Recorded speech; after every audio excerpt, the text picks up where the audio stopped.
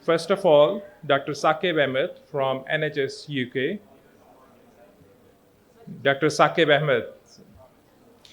Secondly, the very well known Dr. Nadeem Tehami from NHS United Kingdom. And Dr. Javed Afridi from KMU Hospital, Peshawar. Professor Dr. Israrul Haktur Saab from Lahore General Hospital. Professor Dr. Asif Gul from Services Institute of Medical Sciences, Lahore. Dr. Fahad Shah, colorectal surgeon from Shaukat Khanum Memorial Hospital, Peshawar. Dr. Shumail Zafar from Lahore Medical and Dental College, Lahore. And Dr. Bilal Nasir from Gulab Devi Hospital, Lahore. A very warm welcome to all the chair of the session. Let's start things off with the state-of-the-art lecture by Dr. Tosif Ali on epidemiology, diagnosis, and the precision therapy for optimal outcome in IBD. Dr. Tosif Ali is a gastroenterologist and specialist in inflammatory bowel disease. He works as a consultant at SSM Health St. Anthony Hospital in Oklahoma. Dr. Ali is also the medical executive director of SSM Health Digestive Institute. He is an active member of Crohn's and Colitis Foundation. Dr. Ali has won several awards for his exceptional leadership and contribution to advocacy and public education. Due to the shortage of the time, I can't mention each award. If you want to follow him, he is also very active on social media, regularly tweeting through his educational Twitter account at IBD Tweets and moderating the social media International IBD Journal Club at IBD Club. Please welcome Dr. Tosif Ali for his state-of-the-art lecture.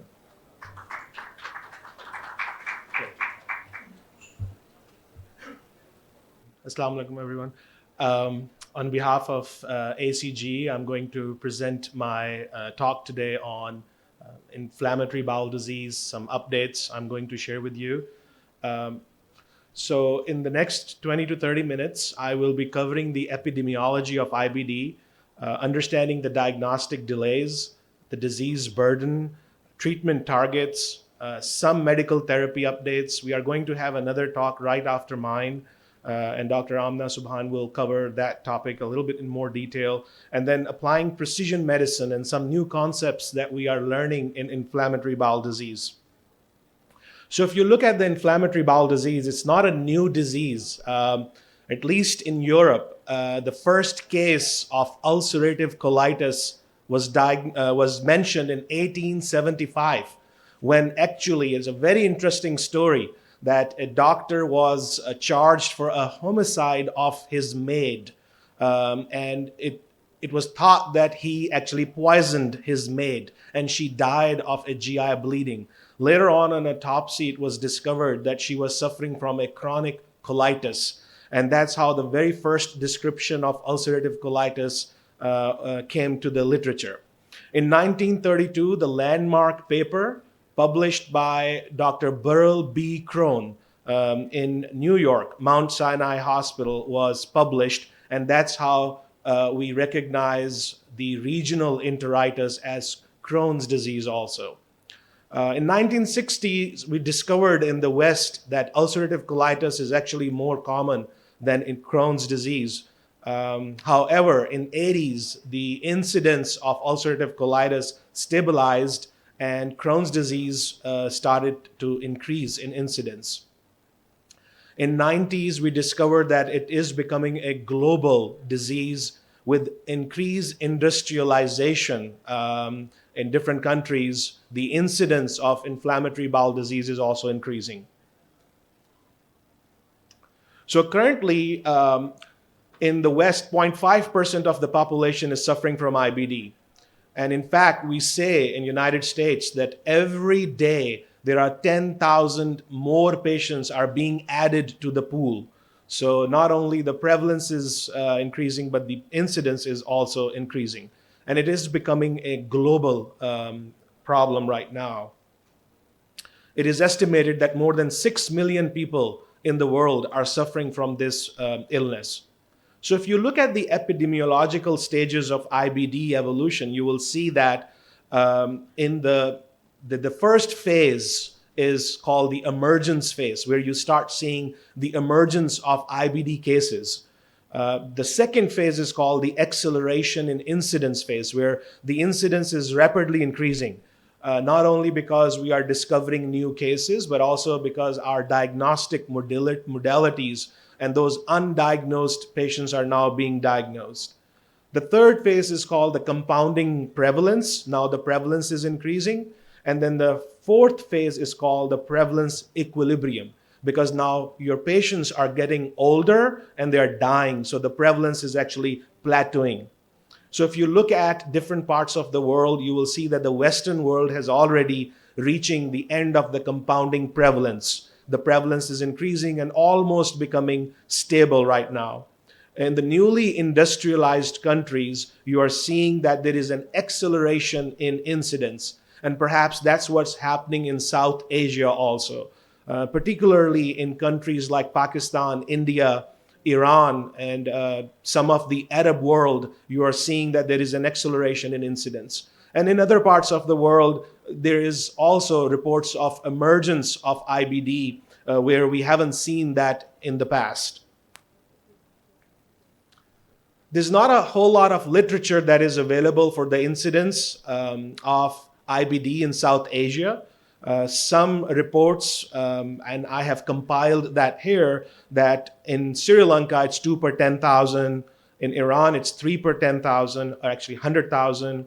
In India, the incidence is almost 9 per 100,000 persons. But same Indians, when they have moved to Western world, like Canada, the incidence has remarkably increased from the 9 to 15.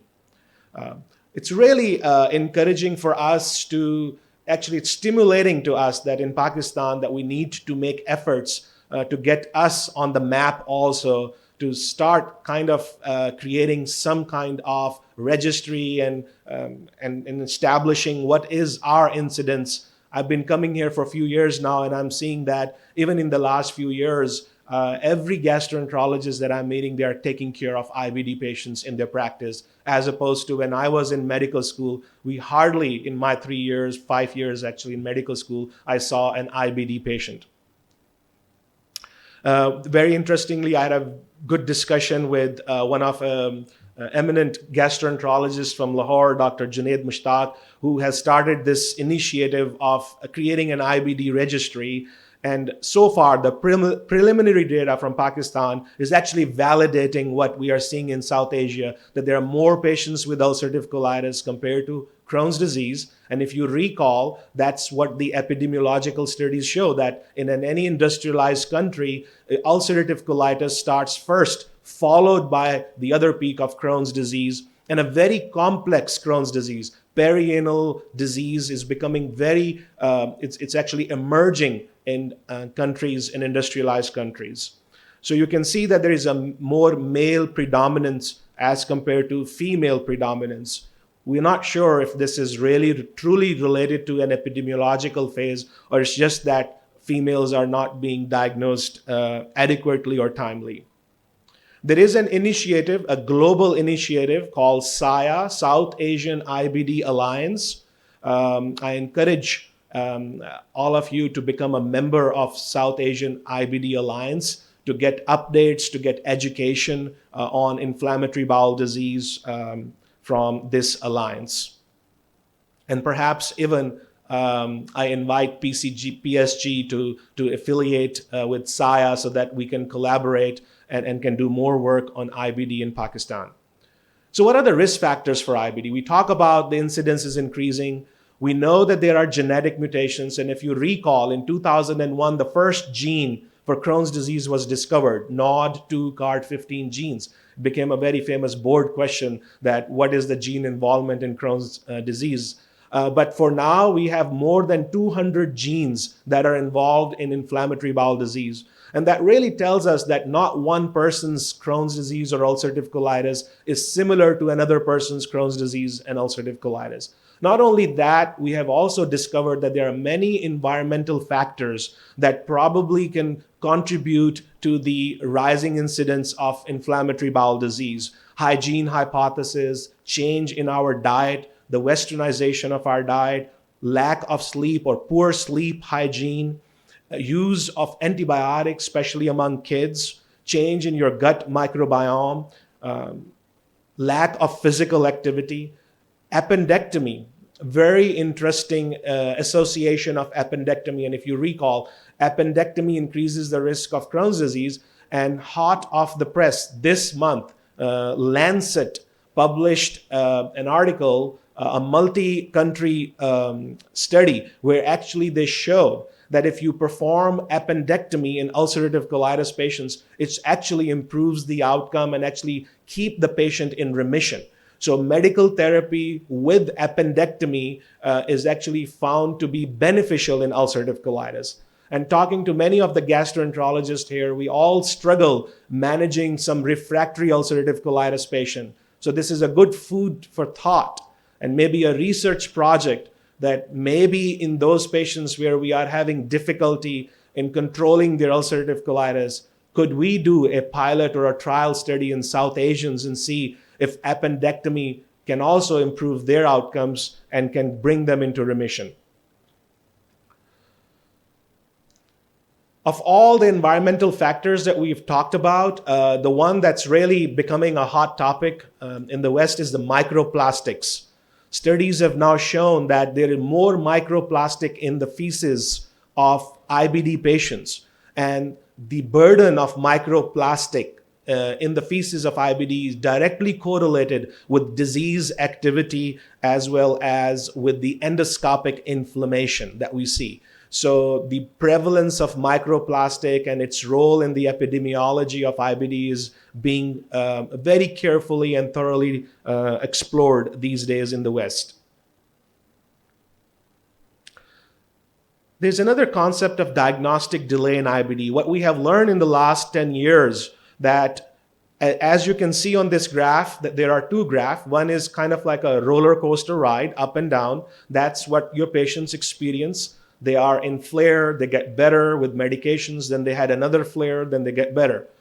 What we need to recognize as physicians that there is another graph right behind this graph where there's a progressive damage to the bowel wall. And that progressive damage, the structural damage, can then lead to fibrosis, stenosis, and ultimately lead to surgery. So there is a window of opportunity to treat these patients early on before the process of fibrosis start. If you recall your basic pathology, when the chronic inflammation process starts, the fibrosis process starts also with it.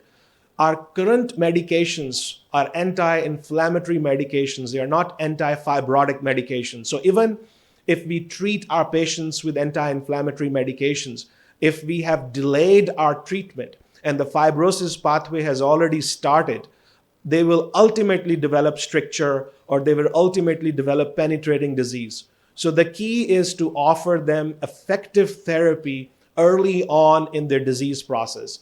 One thing that I actually explain to all my patients and my trainees is the fact that symptoms and inflammation are two different things, and studies have shown that there is no correlation between symptoms and inflammation. You can be completely asymptomatic, but you can have what we call subclinical inflammation. And vice versa. You may have symptoms, but not any inflammation. That's where we talk about presence of irritable bowel syndrome in our IBD patients. So it's very important to know what you are treating. If you are treating symptoms, symptoms could be because of IBS. And if the patient is asymptomatic, you may still need to pay attention that there may still be an underlying inflammation. Various reasons have been described why there is a diagnostic delay. There are patient-related factors, as I mentioned, that there may be a silent disease, and that may have led to a diagnostic delay. Younger patients, use of NSAIDs, and they may be misdiagnosed with NSAIDs-induced enteropathy, or they may have extra intestinal manifestations as they're presenting symptoms. So you may be focused in treating their arthritis and uveitis or psoriasis and missing the IBD in those patients. Then there are physician-related risk factors. Younger patients, you tend to ignore IBD and maybe mislabeling them with IBS and maybe delaying their diagnosis. Similarly, small bowel involvement. Your CAT scan may not be picking the subtle ulcers in the small bowel. Your upper endoscopy and colonoscopy may not be showing the inflammation, and you may be missing the small bowel Crohn's disease in those patients. Very interestingly, now studies have shown, as I was talking to you about the window of opportunity, that window of opportunity has actually extended even 10 years before the actual diagnosis of IBD. We have seen that there are some markers in the serum, in the feces, that they become elevated. As you can see in this study, that certain markers such as fecal calprotectin, leukocytes, hemoglobin, iron, and many others actually start becoming elevated even before the index date of the diagnosis, many years before that. So it tells you that the process of getting an inflammatory bowel disease starts very early on. And studies have shown that the earlier you treat them with an effective therapy, the better outcomes you will get for those patients. And in fact, there was a Danish study where they actually collect blood from the newborns. And it has been shown that the newborns, if they have lower levels of interleukin 4 or higher levels of interleukin 17, they are at higher risk of developing inflammatory bowel disease later on in their life. Let's talk about the disease burden in IBD. We really need to appreciate the impact of symptoms on patients' life. Our goal is not only to control their symptoms, but also to improve their quality of life. Studies have now shown that more than half of the patients need to go to the bathroom and need to have access to the bathroom within 15 minutes. So that really brings up an important aspect of quality of life, psychosocial impact, social isolation that can happen, depression that can happen in those patients. More than half of the patients actually report using diapers because they have incontinence because of inflammatory bowel disease. The other aspect of IBD is the extraintestinal manifestations. We need to remember to scan for these extraintestinal manifestations. Could be musculoskeletal, skin, hepatobiliary, or even your eye involvement with inflammatory bowel disease. Also, another important factor to account is the fact that extraintestinal manifestations can happen even before the diagnosis. In about 20 to 30% of the patients, they have extraintestinal manifestation before the actual diagnosis of IBD. Many times I get referrals from my ophthalmologist that the patient has uveitis and complaining of abdominal pain. My rheumatologist calling me because the patient has arthritis or spondyloarthropathies, and now they are suspecting IBD. And similarly, my dermatologist sending a referral. So extraintestinal manifestations can also happen before the diagnosis, another important factor to remember when we are taking care of these patients. There is a significant burden of IBD beyond symptoms. In this one survey that was published almost 10, 20 years ago, 35% of the patients felt that having an IBD prevented them from pursuing an intimate relationship. 45% of the patients negatively affected their ability to perform in an educational setting. And 60% of IBD patients felt stressed or pressured about taking sick time from work. So work loss, absenteeism, lack of getting proper education, and having a relationship all get affected by IBD. Another important aspect that can be really explored, that what is the impact in our patient population in South Asia? How does the effect of IBD impact the social life of our patients in IBD? As I mentioned, that 30 to 40% of the patients suffer from depression and anxiety. And in fact, ACG recommend regular screening and monitoring for anxiety and depression in these patients. I was wondering why the slides have different fonts in my other speakers. I think it's a default thing that the fonts are changing by itself. So the next thing I'm going to talk about are the treatment targets, some basic concepts that we have evolved over a period of time. If you recall, there was a time when we had limited options in the West, and most likely this is still happening in South Asia, that everyone gets the same drugs. You got ulcerative colitis, everyone gets started on sulfasalazine or mesalamine or get prednisone because we didn't have options available. Then the concept of step-up therapy came. But the problem with step-up was the patient had to earn to go to the next stage. Patient had to suffer to go to the next stage. So if sulfasalazine is not working, you have to see the patient suffering and telling you that it's not working anymore and now we have to go up. So there was this earning of the therapy, next therapy concept that came with step therapy.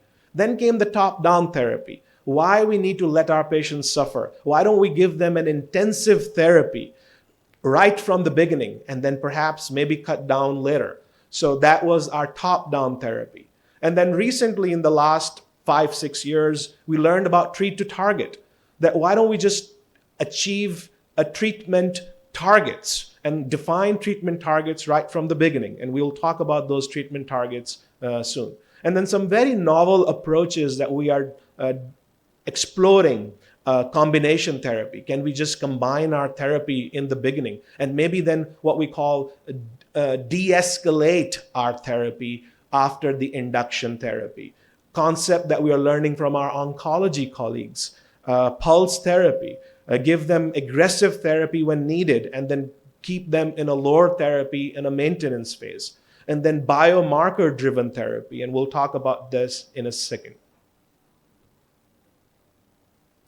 So this is what we practice, treat to target in Western world. So the way I explain this to the patient is that we have 3 buckets to fill.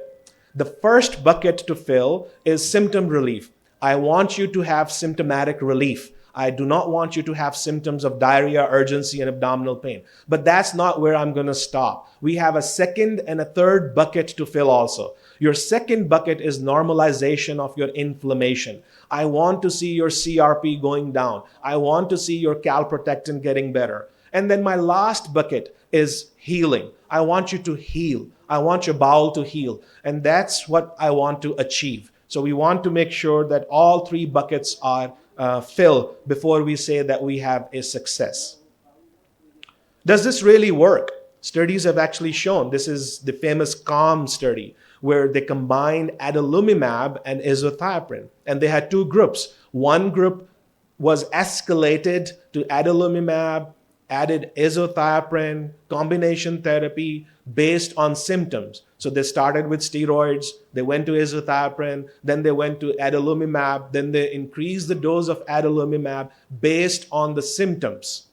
Then the second group was based on CRP, calprotectin, and the use of prednisone. Every time a patient got prednisone prescription, they escalated the therapy. Every time they discovered that the calprotectin is still high, they escalated the therapy. So this was called tight control. And you can see that the patients who were under tight control arm, after 1 year, they have more endoscopic healing. So their CDIS score or presence of deep ulcers was gone. And you can see that the tighter your control is, the better results you were getting in terms of healing. So the patients who had a CRP of less than 5 or the fecal calprotectin of less than 250 did the best in terms of endoscopic healing. The other concept that we are learning in IBD, we used to say that these are all autoimmune diseases. Some inflammatory pathways cause rheumatoid arthritis. Some inflammatory pathways cause Crohn's disease and ulcerative colitis. And we need to treat these diseases separately. What we have learned now that instead of organ-based inflammatory disease, these are cytokine-based diseases. And that's why what we have learned that some patients who have IBD and have skin problem, their pathway interleukin-23 is more predominant. And perhaps interleukin-23 inhibitors could be the best drug for those who are having IBD and skin problem, as opposed to a patient who is having IBD and arthritis. The TNF-alpha pathway or the JAK pathway is more predominant in those patients. So perhaps that may be a better medication to use in those patients. So these are mostly what we call biomarker-driven therapies that we are very actively exploring and implementing in our practices. Medical therapies, very briefly, I will touch.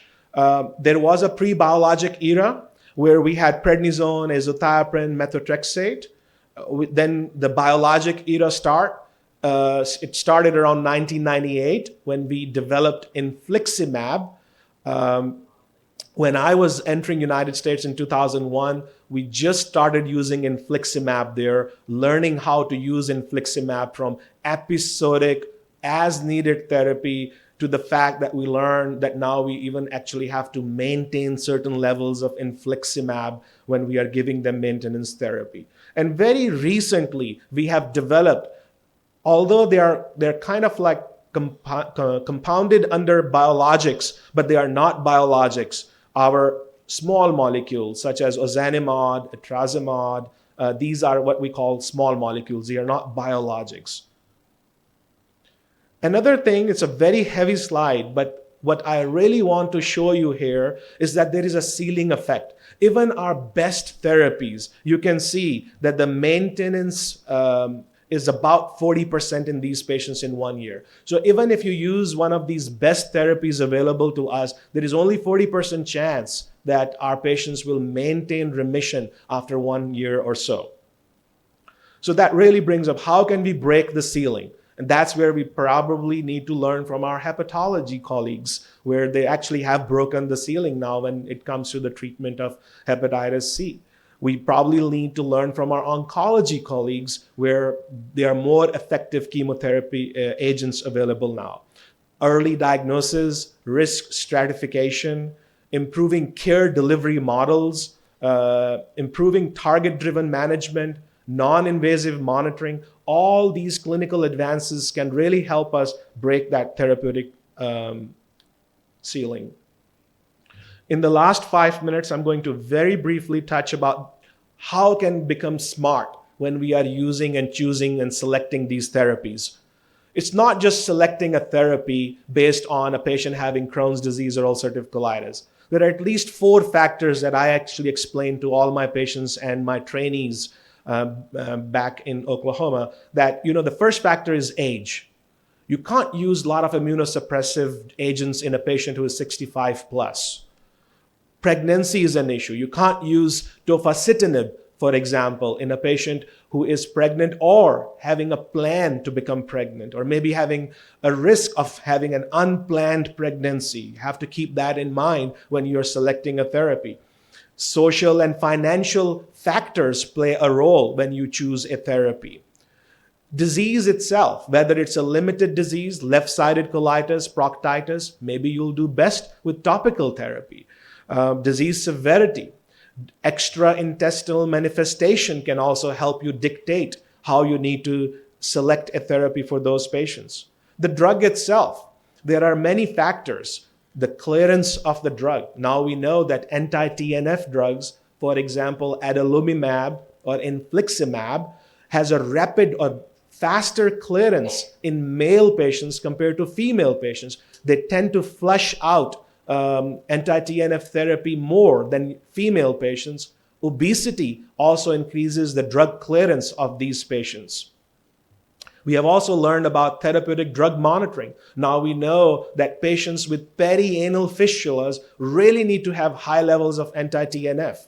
So 5 and 10 doesn't really work. If you really want to heal the fistula, you may want to push the levels to up to 20 or 30 in those patients.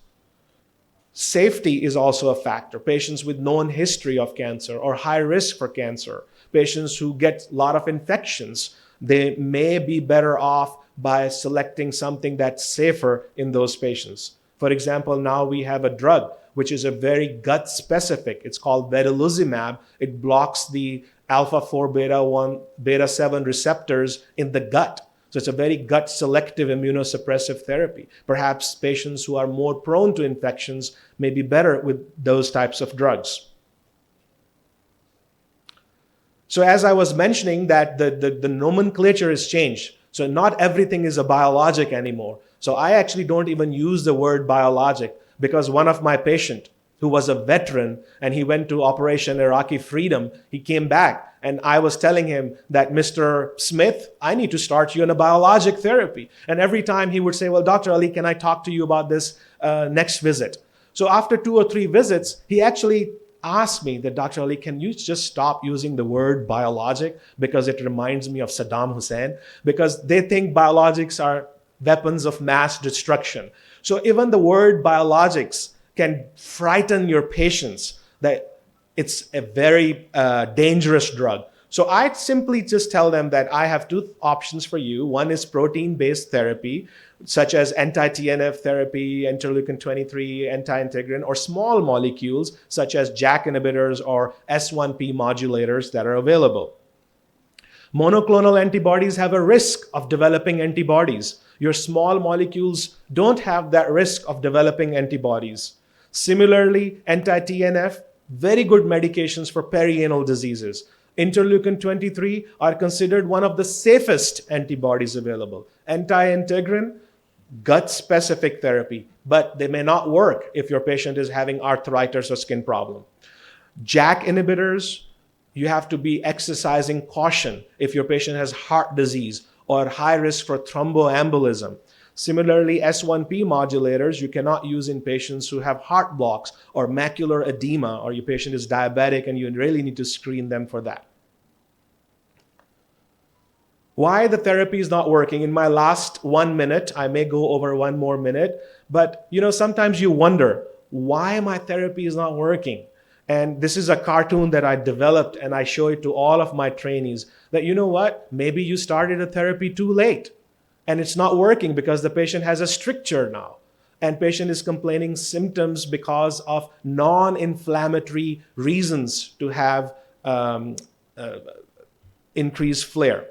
You may have an incorrect diagnosis. You may not be treating what needs to be treated. Maybe they have bacterial overgrowth. Maybe they have IBS.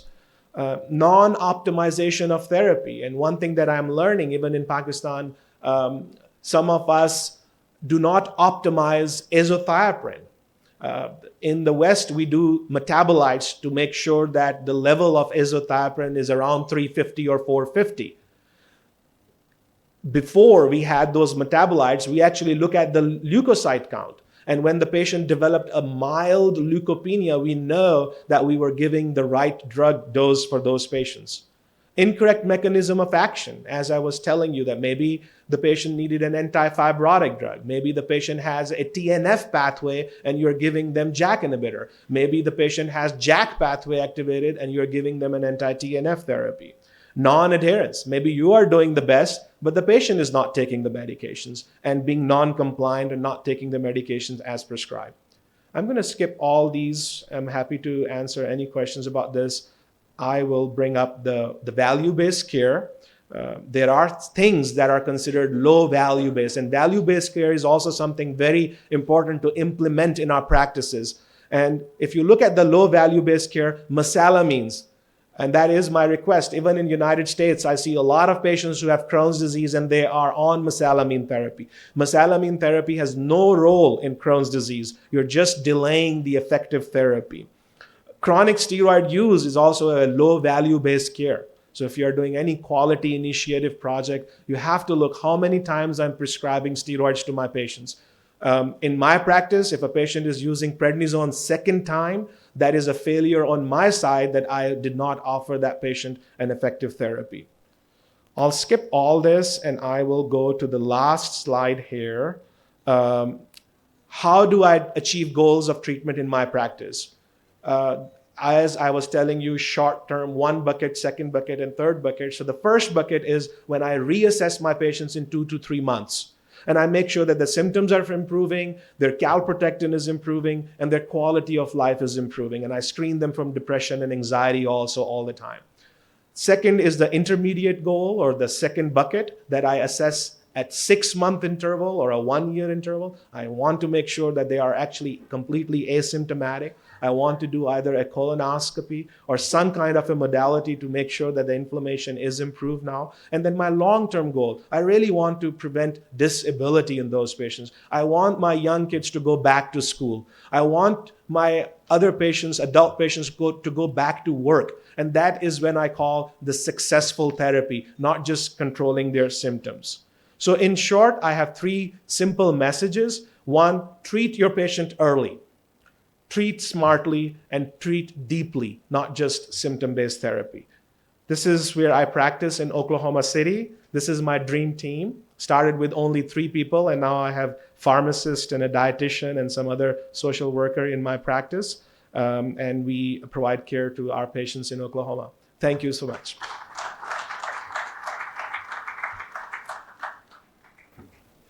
Thank you, Dr. Ali, for your fascinating presentation on IBD precision therapy for better outcome. Our next speaker is Dr. Amna Subhan, who will dive deeper into the biologics for IBD. Dr. Amna is an associate professor and program director of gastroenterology fellowship program at Aga Khan University, Karachi. She is the vice president and president-elect of PSSLD. She is also an active member of many international and national societies. Dr. Amna has more than 60 publications in Index Journal and with 3,800 citations. Today, she will be discussing the biologics for IBD availability, cost, and protocol in Pakistan. Dr. Amna, we are excited to hear from you. Right, so thank you very much, Dr. Babar.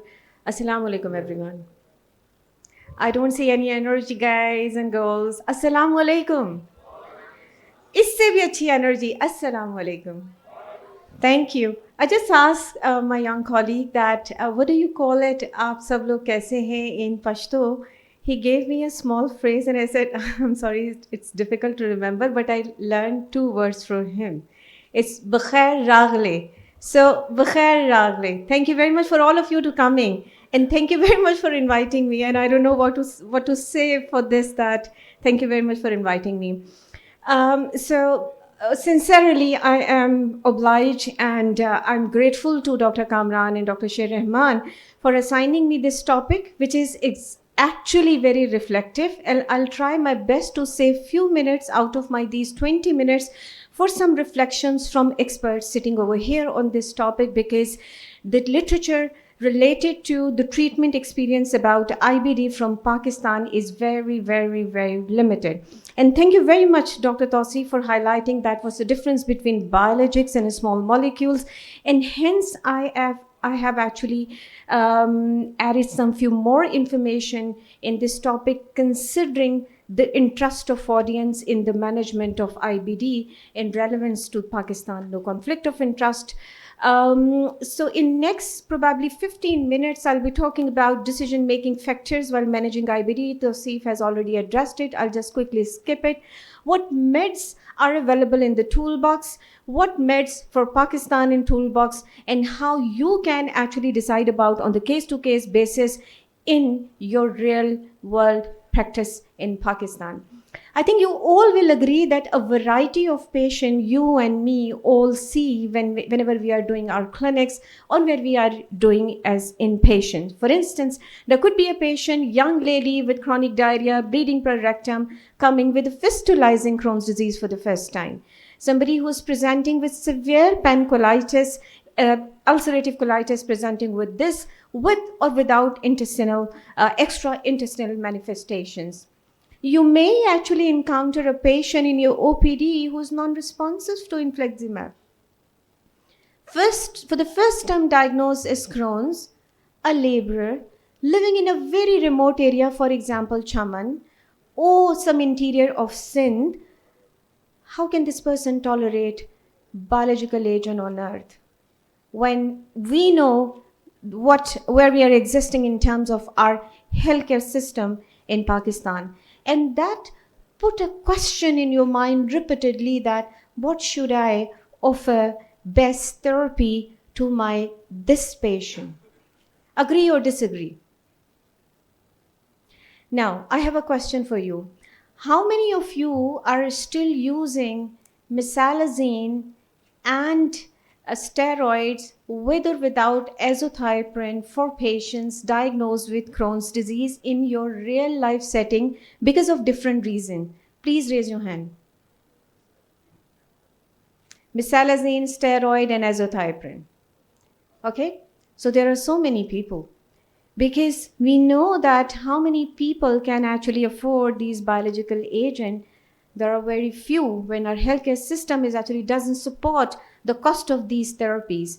So Dr. Tausif touched upon that, the treatment goal. So this international IBD organization is actually now came up with selecting therapeutic target in IBD STRIDE initiative, which simply means treat to target approach is the best one. Which simply means that you initiate the treatment, assess them for those target, adjust the treatment, reassess for the target, and again adjust the treatment so that you can achieve those targets. What are those targets? Tausif has already highlighted: clinical, again symptomatic, definitely then biomarkers, for example, C-reactive protein, calprotectin, and then an endoscopic remission.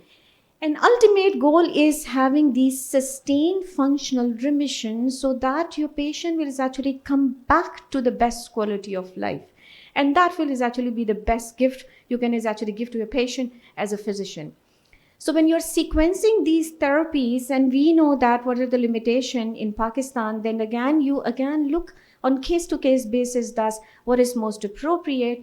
Is this available in your country or not, and is this the patient will be able to afford it or not? It's a bitter truth for IBD, but that's the reality. You cannot offer the first line therapy to every first patient, but the algorithm will remain same whenever you will encounter your UC patient, CD patient. What is the best appropriate therapy available here? Is it available or not? Is the patient is affordable or not? Because you need to give for a very long time period. Okay, and besides just only the drug cost, we should not forget that there is lots of component of indirect cost involved whenever you are treating a patient with IBD, which actually add the total cost of the therapy, which may become beyond the reach of a person after some time, for example, 6 months and 1 year. So the choice of the maintenance therapy will be based upon the success of induction therapy, and aim should be the maintenance as a prevention of relapse, disease progression, prevention of complication, and uncertainty again for the continuity of medication. So whenever you're treating, again, assess for the disease severity based upon the standard criteria, and I know that in my audience there are PGs as well as experts sitting. Let me recall everything a little bit about the drugs available for everyone.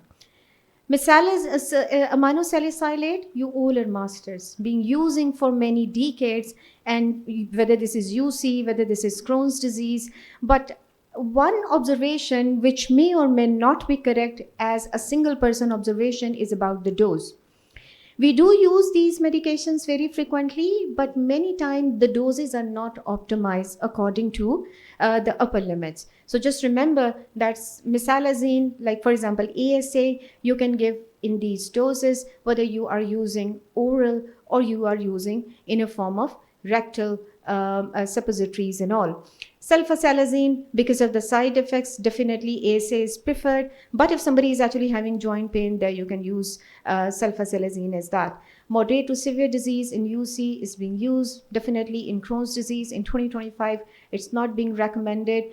So I've taken this chart from Nature's Review 2025. They said use in combination therapy with immunomodulator is not available, but you all will agree that lots of people in Pakistan has been using in combination with immunomodulator, especially azathioprines.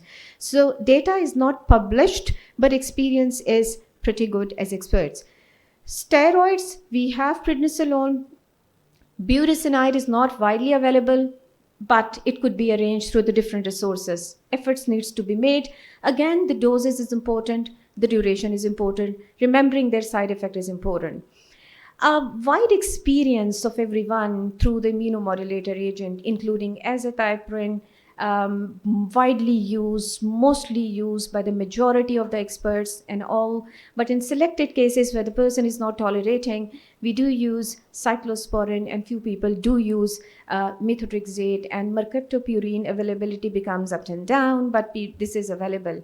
So here, what is the limitation? What is the limitation?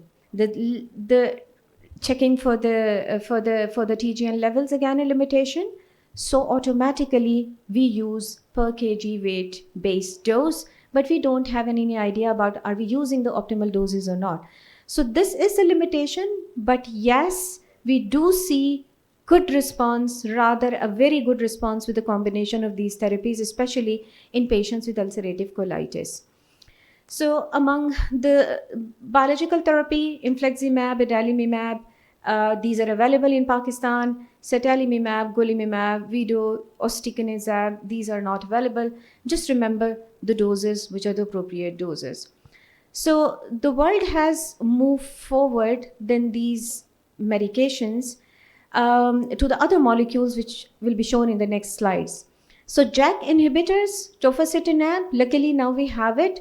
UPA, yes, now we have it. Felgo, we don't have it. So when you are using these medications, just remember that you need to be well aware of their metabolic side effects and how you will be monitoring them pre-treatment, during the induction, and during the maintenance therapy. So in terms of anti-integrin, we are not that lucky. So just remember this chart. If at some point in time it will be available, so these will be the doses you can use during induction, maintenance, and then optimization. These are the categories. Anti-interleukin, again, the category of medication being used during induction, maintenance, and optimization according to doses. Again, we don't have it. S1P modulators, induction, maintenance data, enough available. We don't have it.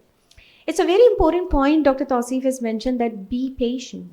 So when your patient will respond and when you will be having, when you need to assess the response, this duration is important and maybe a little late, especially the factors highlighted by Dr. Tausif. So for ASA, whenever you are using 2 to 4 week, definitely don't expect any improvement. Steroid, they will take time.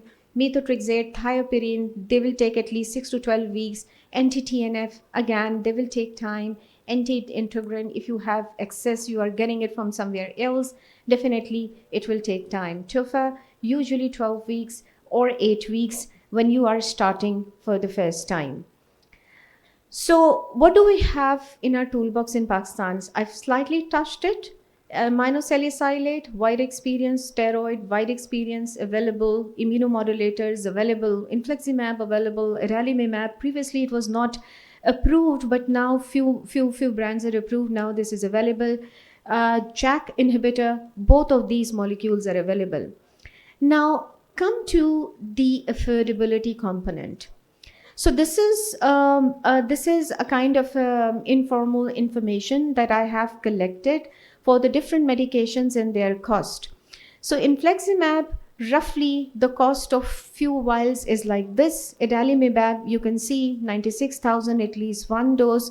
Tofa, 1 month is 21,900 by one brand, more or less between 23 to 30,000. The cost of a therapy of 1 month is actually range. UPA, it's again range between 15,000 to 20,000. So these small molecules at least are available. These are not generics, but definitely these are through the different sources. But these are the costs which are available. At these costs, these molecules are available in Pakistan. So when you are deciding for the induction of remission in UC, so the choice of therapy will be based upon many factors. It's just again a repetition, and based upon that you can decide, and then again you can monitor the activity. Now this is a kind of a practical approach usually recommended. It's a summary of different guidelines. There are too many, and there you will see a little variability, and you will see that few guidelines are published few years ago, and then after that few molecules were available. So this is kind of a summary based upon most recent information, including some experts review through the ACG universe. I have developed this summary that these are the medications optimally one can is actually use in 2025. And then we can talk about that what could be done in Pakistan. If somebody is actually having a mild to moderate ulcerative colitis, generally as a is like fine, they respond very well, and we have a very good experience about it. Mild to moderate to severe disease after ASA, definitely the world use this pathway. For the severe disease, world use this pathway, but definitely our experience is different. And if you talk about our experience, the combination of azathioprine, steroids during induction phase, and then taper them, most of the people with mild to moderate disease, they respond very well. For the severe disease, usually we have to add azathioprine, and with this combination, majority of the patient, they respond and they remain stable over the period of time. But what about if the patient don't respond? The next step would definitely the molecule which is available and you can offer is infliximab or adalimumab. But if the patient could not afford, then here you can is actually move to JAK inhibitor, and two molecules are available that you can use, tofacitinib and UPA, depending upon remembering that the contraindication of these medication.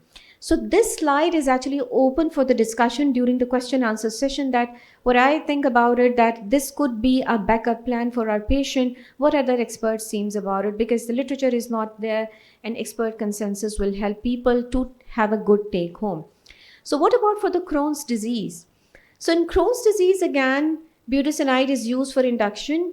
So budesonide is not widely available. You have to arrange it through the different resources. If that's not there, you can use prednisolone. But if you can make budesonide arrangement, then you can use it and the monitor. For moderate to severe disease, again, this is a kind of, these options are being used. But for us, we have just only limited molecules available.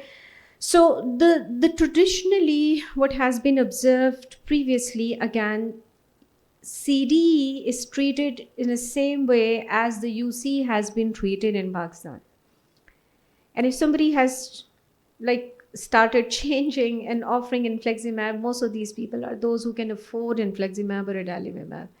But just remember, always check for access and availability and affordability. If affordability is there, please move to the standard of care. Don't use the older therapy regimen we have been using. One can say that, okay, my experience is very good, I will continue using the same thing. We can debate this point, but definitely this is the time where we should all collaborate with each other, and we should is actually develop local, we should collect the local data and see the response, and again see the factors, genetic factors and all, whatever our prior experience was it really correct? If yes, then definitely we can come up with some other algorithm rather than applying the Western data for our own patients. Our own patients may be different in terms of their responses and their genetic makeup and all in all. So again, I would suggest same, save your patients, try to use those biological or small molecule therapies which are available in Pakistan. If somebody has moderate to severe Crohn's disease, that will actually help for early control of disease.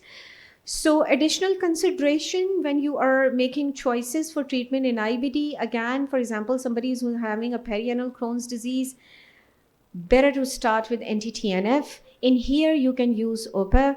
And again, enteropathic arthropathy, you can make these combination. You can add sulfasalazine, anti-TNF, JAK inhibitors, depending upon a situation, and so on. Remember contraindication of these medications.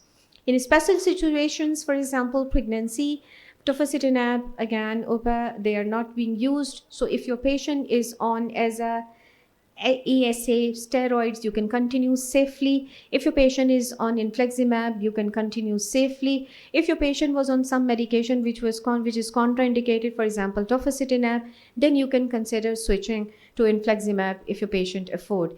If there is failed anti-TNF, for example, a young man, then again you can consider tofa, UPA, which is available. In case where the patient has crossed the boundary for using medication, then the surgery is an option. But you just remember, surgery is a very, very last option for IBD patients with the availability of newer medications.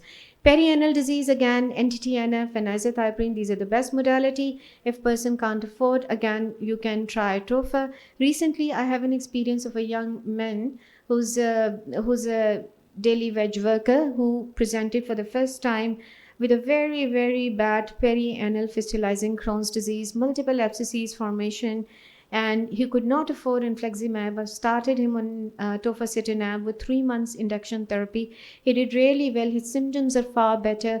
His disease is certainly improved. His abscesses are all gone, and his symptoms are much better, and inflammatory markers are also better. So this is a kind of one success story for just 6 months follow-up of that patient. You can also share your experiences during discussion and all in all. So very limited data. My experience, your experience, my observation. My apologies for that, but that's the reality. Okay?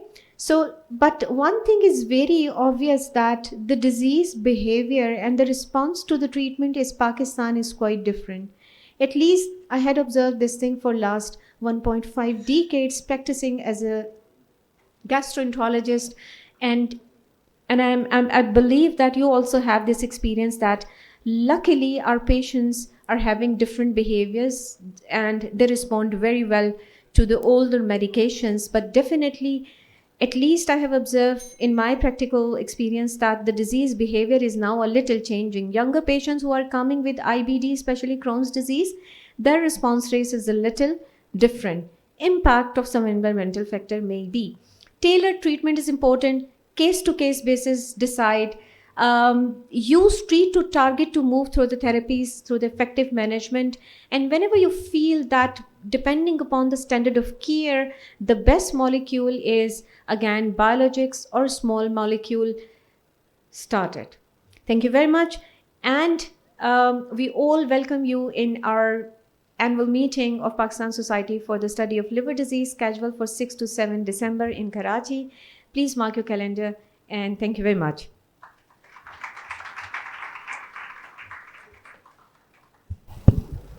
Thank you, ma'am, for such a practical presentation. I have a small announcement to make. If you have any question, you can text the questions on this number, 0329 5399 734. I repeat, 0329 539 9734. Our next speaker is from Japan, Dr. Nihisa Yoshida. Pardon my pronunciation if I'm pronouncing it wrong. He is assistant professor at Kyoto University of Medicine. Dr. Yoshida is one of the leading research experts in the field of image-enhanced endoscopy, including NBI, BLI, and LCI, for detection and diagnosis of colorectal tumors. Additionally, he is an expert of endoscopic resection, including EMR, ESD of colorectal tumors. He has performed more than 15,000 colonoscopies, about 1,500 endoscopic dissections of the colorectal cancers, and more than 2,000 ESDs. He will be telling us about the essential skills for colorectal EMR and ESD and navigating challenges with ease. Please welcome Dr. Yoshida. Good morning, everyone. My name is Naohisa Yoshida from Kyoto Prefecture University of Medicine. First of all, I'm so honored to join this wonderful symposium. I appreciate President Rehman and Dr. Karaman and related doctors and my friend Dr. Vikas Ahmad. So today I would like to talk about essential skills for colorectal EMR and ESD, navigating challenges with ease. This is our university, Kyoto Prefecture University of Medicine. So our number of total beds are 1,065, and as you can see, our hospital has greenery and along the famous Kamo River. So we have good atmosphere for medical staff and patients as well.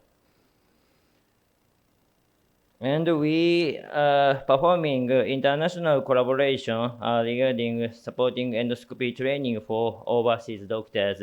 So far, more than 50 endoscopists from 20 countries have come to our department since 2010. And your friend, Dr. Rick Hoffman, came to our hospital last year for 5 months. And my message is, please come to Kyoto someday. And this is a very challenging region, circumferential region, 110 millimeter on the rectum. So how do you treat this kind of tumor? Yeah, of course, ESD. We perform pocket creation method for this tumor, and we made 2 pockets, and finally we dissected it like that. This is a specimen, and yeah, like a donut. And another challenging region is rectal region, 15 centimeter in size. But we dissected it with an ESD and block. Yeah, very big region and larger than kebab. And so far, we performed more than 2,000 corrector ESD cases in our center. As you can see, en bloc dissection rate was 96.3%, and the procedure time was 70.2%. But recent 200 cases, our procedure time was less than 1 hour.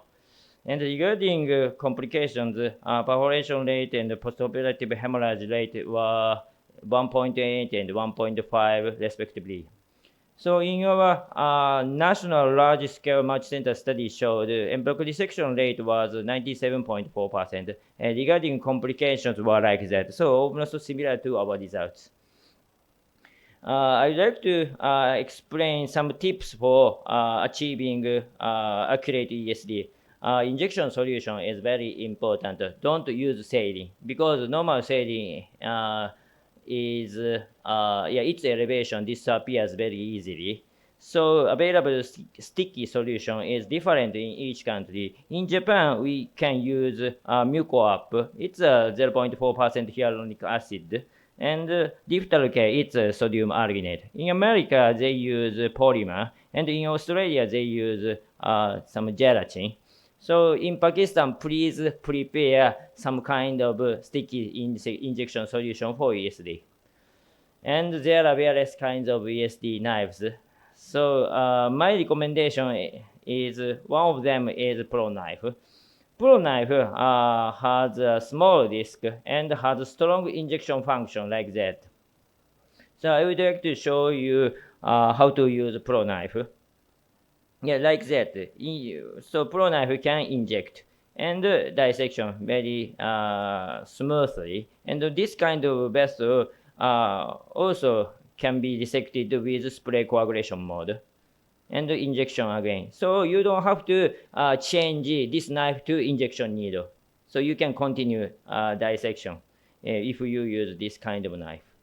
And another my recommendation is clutch cutter. Clutch cutter is, as you can see, scissor type knife. And I will show you how to use it. So this kind of very challenging vessel with pulsation, but you can dissect it with clutch cutter. So you don't have to exchange this knife to hemostatic forceps. So changing device is a little bit annoying during ESD. However, you can continue dissection using this kind of knife. So first, soft coagulation, like hemostatic forceps, and then dissection with coagulation mode and cut mode as well. And finally, this kind of vessel dissected without any hemorrhage. And previous paper showed these kinds of scissor type knife was significantly safe than needle type knife. As you can see, adverse events and delayed bleeding were less in scissor type knife compared to needle type knife. And our small study also showed clutch cutter was compared to flash knife, and procedure time of ESD was significantly less in clutch cutter group regarding non-experts. And semi-self completion rate of non-experts were significantly higher than needle type knife. So it means for education, clutch cutter is very important and very useful. And I'd like to explain another tips of ESD is pocket creation method, the PCM. PCM is so useful. So first, please make a pocket below the tumor. And then please go into the pocket. And then you can see the endoscopic view is very stable. And accurate dissection can be performed. And in pocket creation method, please prepare this kind of tapered gap. Very important. And using pocket creation method, this kind of challenging severe fibrosis can be dissected. And in our previous paper,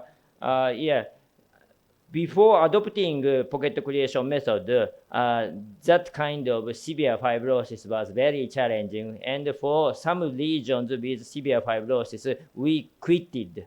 We stopped ESD.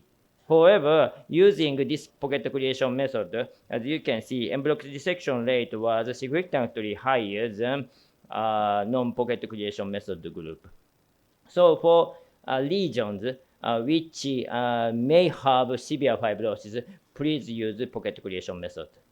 And using pocket creation method, this kind of very challenging lesion can be dissected with ESD.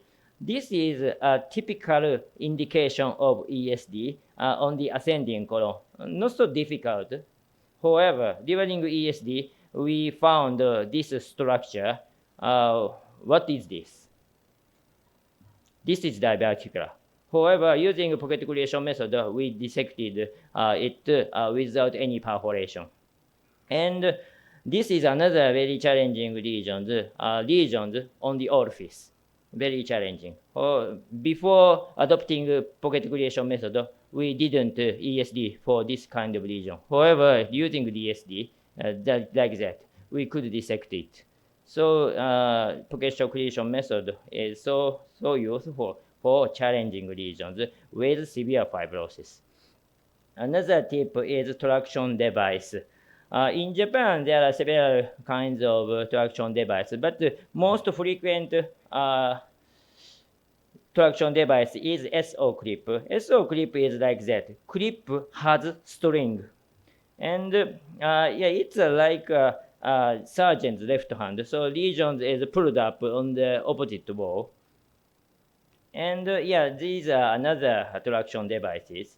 And using traction devices, as you can see in this meta-analysis, ESD procedure time was significantly less than ESD without traction device. And I'd like to show how to use traction device. Okay. So first, deploy traction device on the anal side of the lesion after full circumferential lesion. And another clip is prepared and catch the traction device. And then pull it up to the opposite side wall of corrector wall. So like a surgeon's left hand. So the lesion is pulled up. And you can see dissection area very clearly like this. So procedure time becomes less. And another tip is underwater ESD. Underwater ESD is now very popular in the world. Water immersion makes lesion floating and enable magnified good view, and stable scope operability, and the possibility for lesions on the water accumulation side, and less post-ESD coagulation syndrome. So it has lots of merits.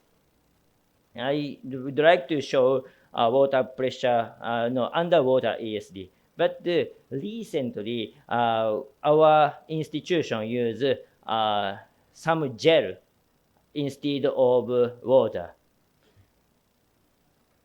But theoretically, it has same effect. So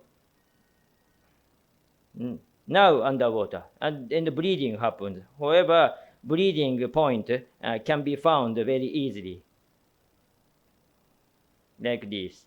And yes, in this case, we also use traction device like that. And in pocket, in water, yes, this is dry setting. You can see submucous layer. However, underwater, you can see submucosal layer more clearly. It has a magnified function like this. And the scope operability is good. And another novel function is this ACI. ACI can be performed with a recent novel Fujifilm system named as 8000 system. It's an observational mode that enhances blood vessel and submucosal and muscle layer visibility by combination brightness enhancement technology with LCI. So theoretically, it's close to LCI. However, as you can see, submucosa muscle layer is enhanced. So it's we can do a safe ESD using ACI mode. So I would like to explain closure of this kind of ESD defect. So first, is this kind of defect necessary to suture? So yeah, there are several ways of suturing methods. However, the meta-analysis showed only delayed bleeding closure was effective compared to non-closure. Delayed perforation, PECs, there are no significant difference between a closure group and a non-closure group. So we should perform closure for lesions with risk of delayed bleeding. Regarding risk of bleeding, there are several papers, and in this paper, lesions more than 50 millimeter and ASA score 3 or 4, and use of antithrombotics and high age and rectal location. So please think about closure for this kind of lesions. And in our previous study, we analyzed the efficacy of closure in cases with anticoagulant. Yeah, so very risky cases. And as you can see, for both DOAC and warfarin, closure was effective, significantly effective for preventing delayed bleeding. But complete closure was necessary, no partial closure.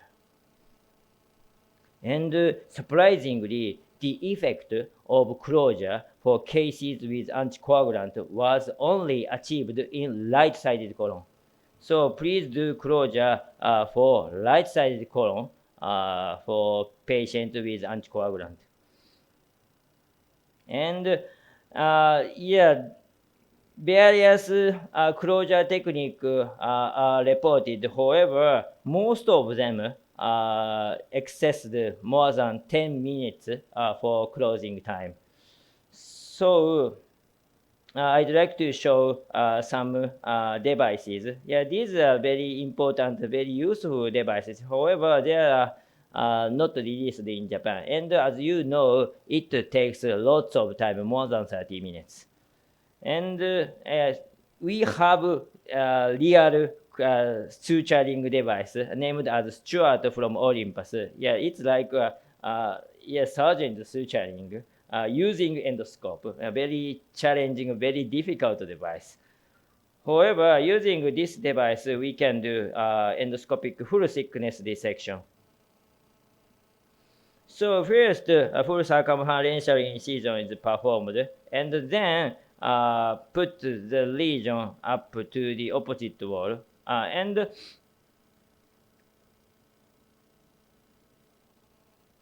yes.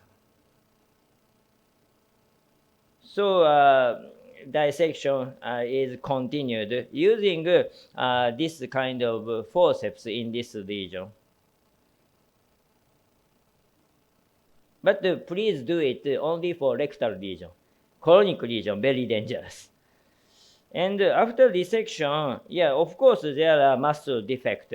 And standard clip doesn't work for this kind of defect. However, using this closure device, suturing device, we can close this defect. And yeah, fortunately, there are no complications, and patient discharged in 3 days after this ESD. So finally, this defect is closing like that.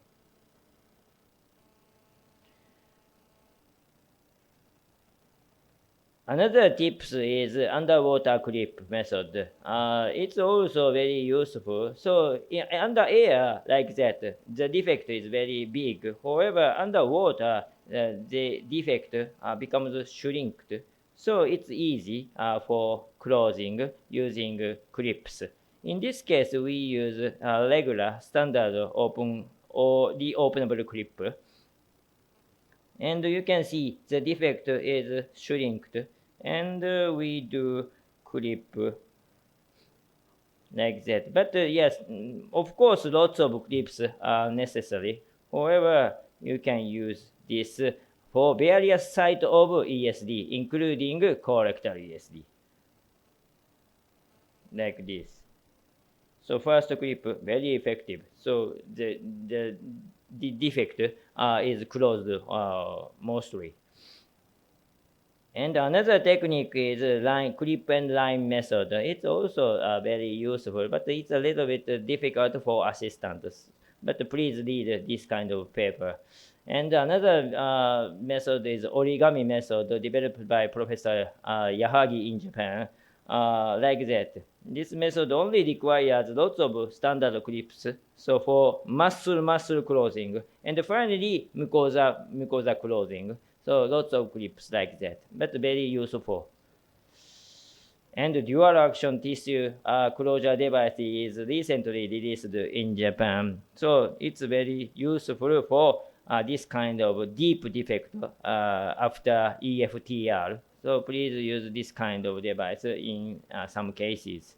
And we also use this mantis closure device. Mantis closure device is like this.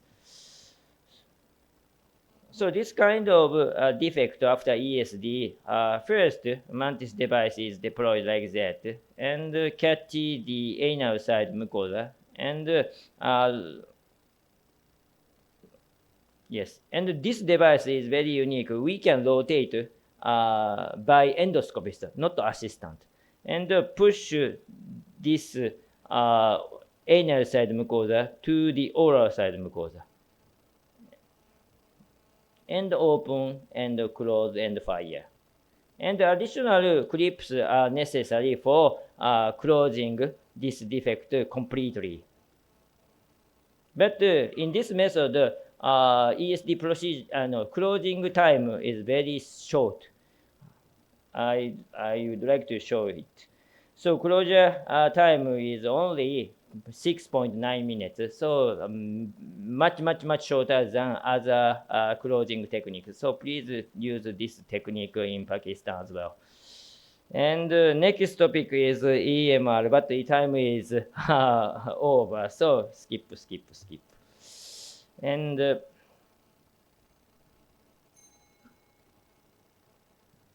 yes.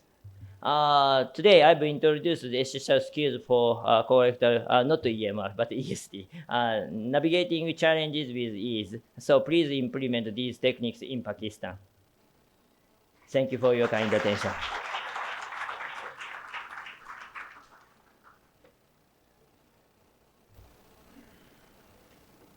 Thank you, sir, for such a nice talk. I will be calling you back in a while on stage for your second presentation. Our next speaker is Dr. Abu Huraira.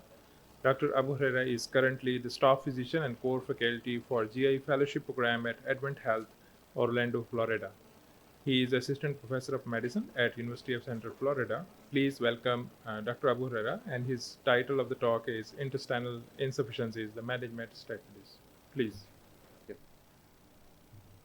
So good afternoon, everyone. Thank you very much. It's an honor to be here today, and thank you very much for the organizing committee, and thanks for this invitation. For the next 20 minutes or so, we're going to be talking about intestinal insufficiency and intestinal failure and management of malabsorptive diarrhea. I have no financial disclosure for this talk. Learning objective, I'm going to be focusing on the dietary and the medical management for short bowel syndrome, primarily focusing on GLP-2 analogs in short bowel syndrome. And then at the end, I'm going to briefly touch upon the role of surgery and intestinal transplantation. So basically, I'm going to go over certain definition. These patients with intestinal failure requiring TPN, these are the most challenging patient on your service. So what is intestinal failure? This is reduction of the gut function to an extent that you need IV supplementation for the nutrients. And it's different from intestinal insufficiency, where you have reduction of the gut absorptive function that does not require IV supplementation. So this is a very distinct definition between intestinal failure and insufficiency. So when we talk about intestinal failure, there are multiple causes of intestinal failure requiring TPN in long term, but short bowel syndrome is the most common one, and I'm going to be focusing more on the short bowel syndrome today.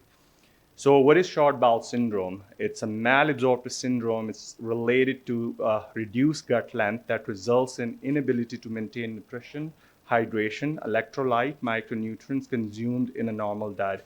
Typically, we have less than 200 centimeter of small bowel remaining, and that's how we end up with the short bowel syndrome. So looking at the treatment goal in intestinal failure, our ultimate goal should be to restore nutritional autonomy and intestinal rehabilitation. And if you look into this study down the road, after 5 years, 50% of the patients will not require any TPN, and that's due to intestinal adaptation, and that's due to multidisciplinary approach. And in 50% of the patient, if you are not able to achieve that, then as in clinician, our goal should be to optimize intestinal absorption, try to avoid the TPN related complications, and then maintain to improve good quality of life and avoid the need for the transplant basically. This is very important slide, and I know there are a lot of trainees here, and when I see patients with intestinal failure or short bowel syndrome, first I ask myself, what's the anatomy? What's the residual bowel that I'm dealing with in this patient, And patients have been divided into 3 groups. Group 1, which is ostomy or angiogenostomy patient. Group 2, jejucolonic. And group 3, in which you have whole colon intact with IC valve. So these are the distinct 3 anatomy groups that you have to keep in mind.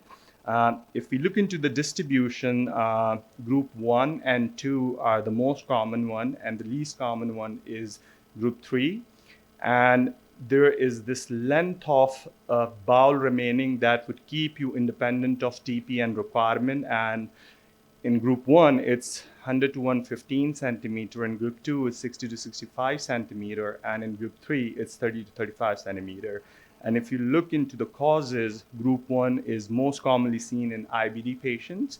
Group 2 is commonly seen in patients with colonic ischemia. And group 3 is usually seen as in complication of the surgical procedures. So in the remainder of my talk, I'm going to be using an enterostomy, ostomy patient, and colon in continuity, because these are 2 distinct patients. When you're taking care of these patients, you have to keep in mind that, am I dealing with just an enterostomy patient, or is there any part of the colon remaining? Because the management, the dietary and the medical management is slightly different.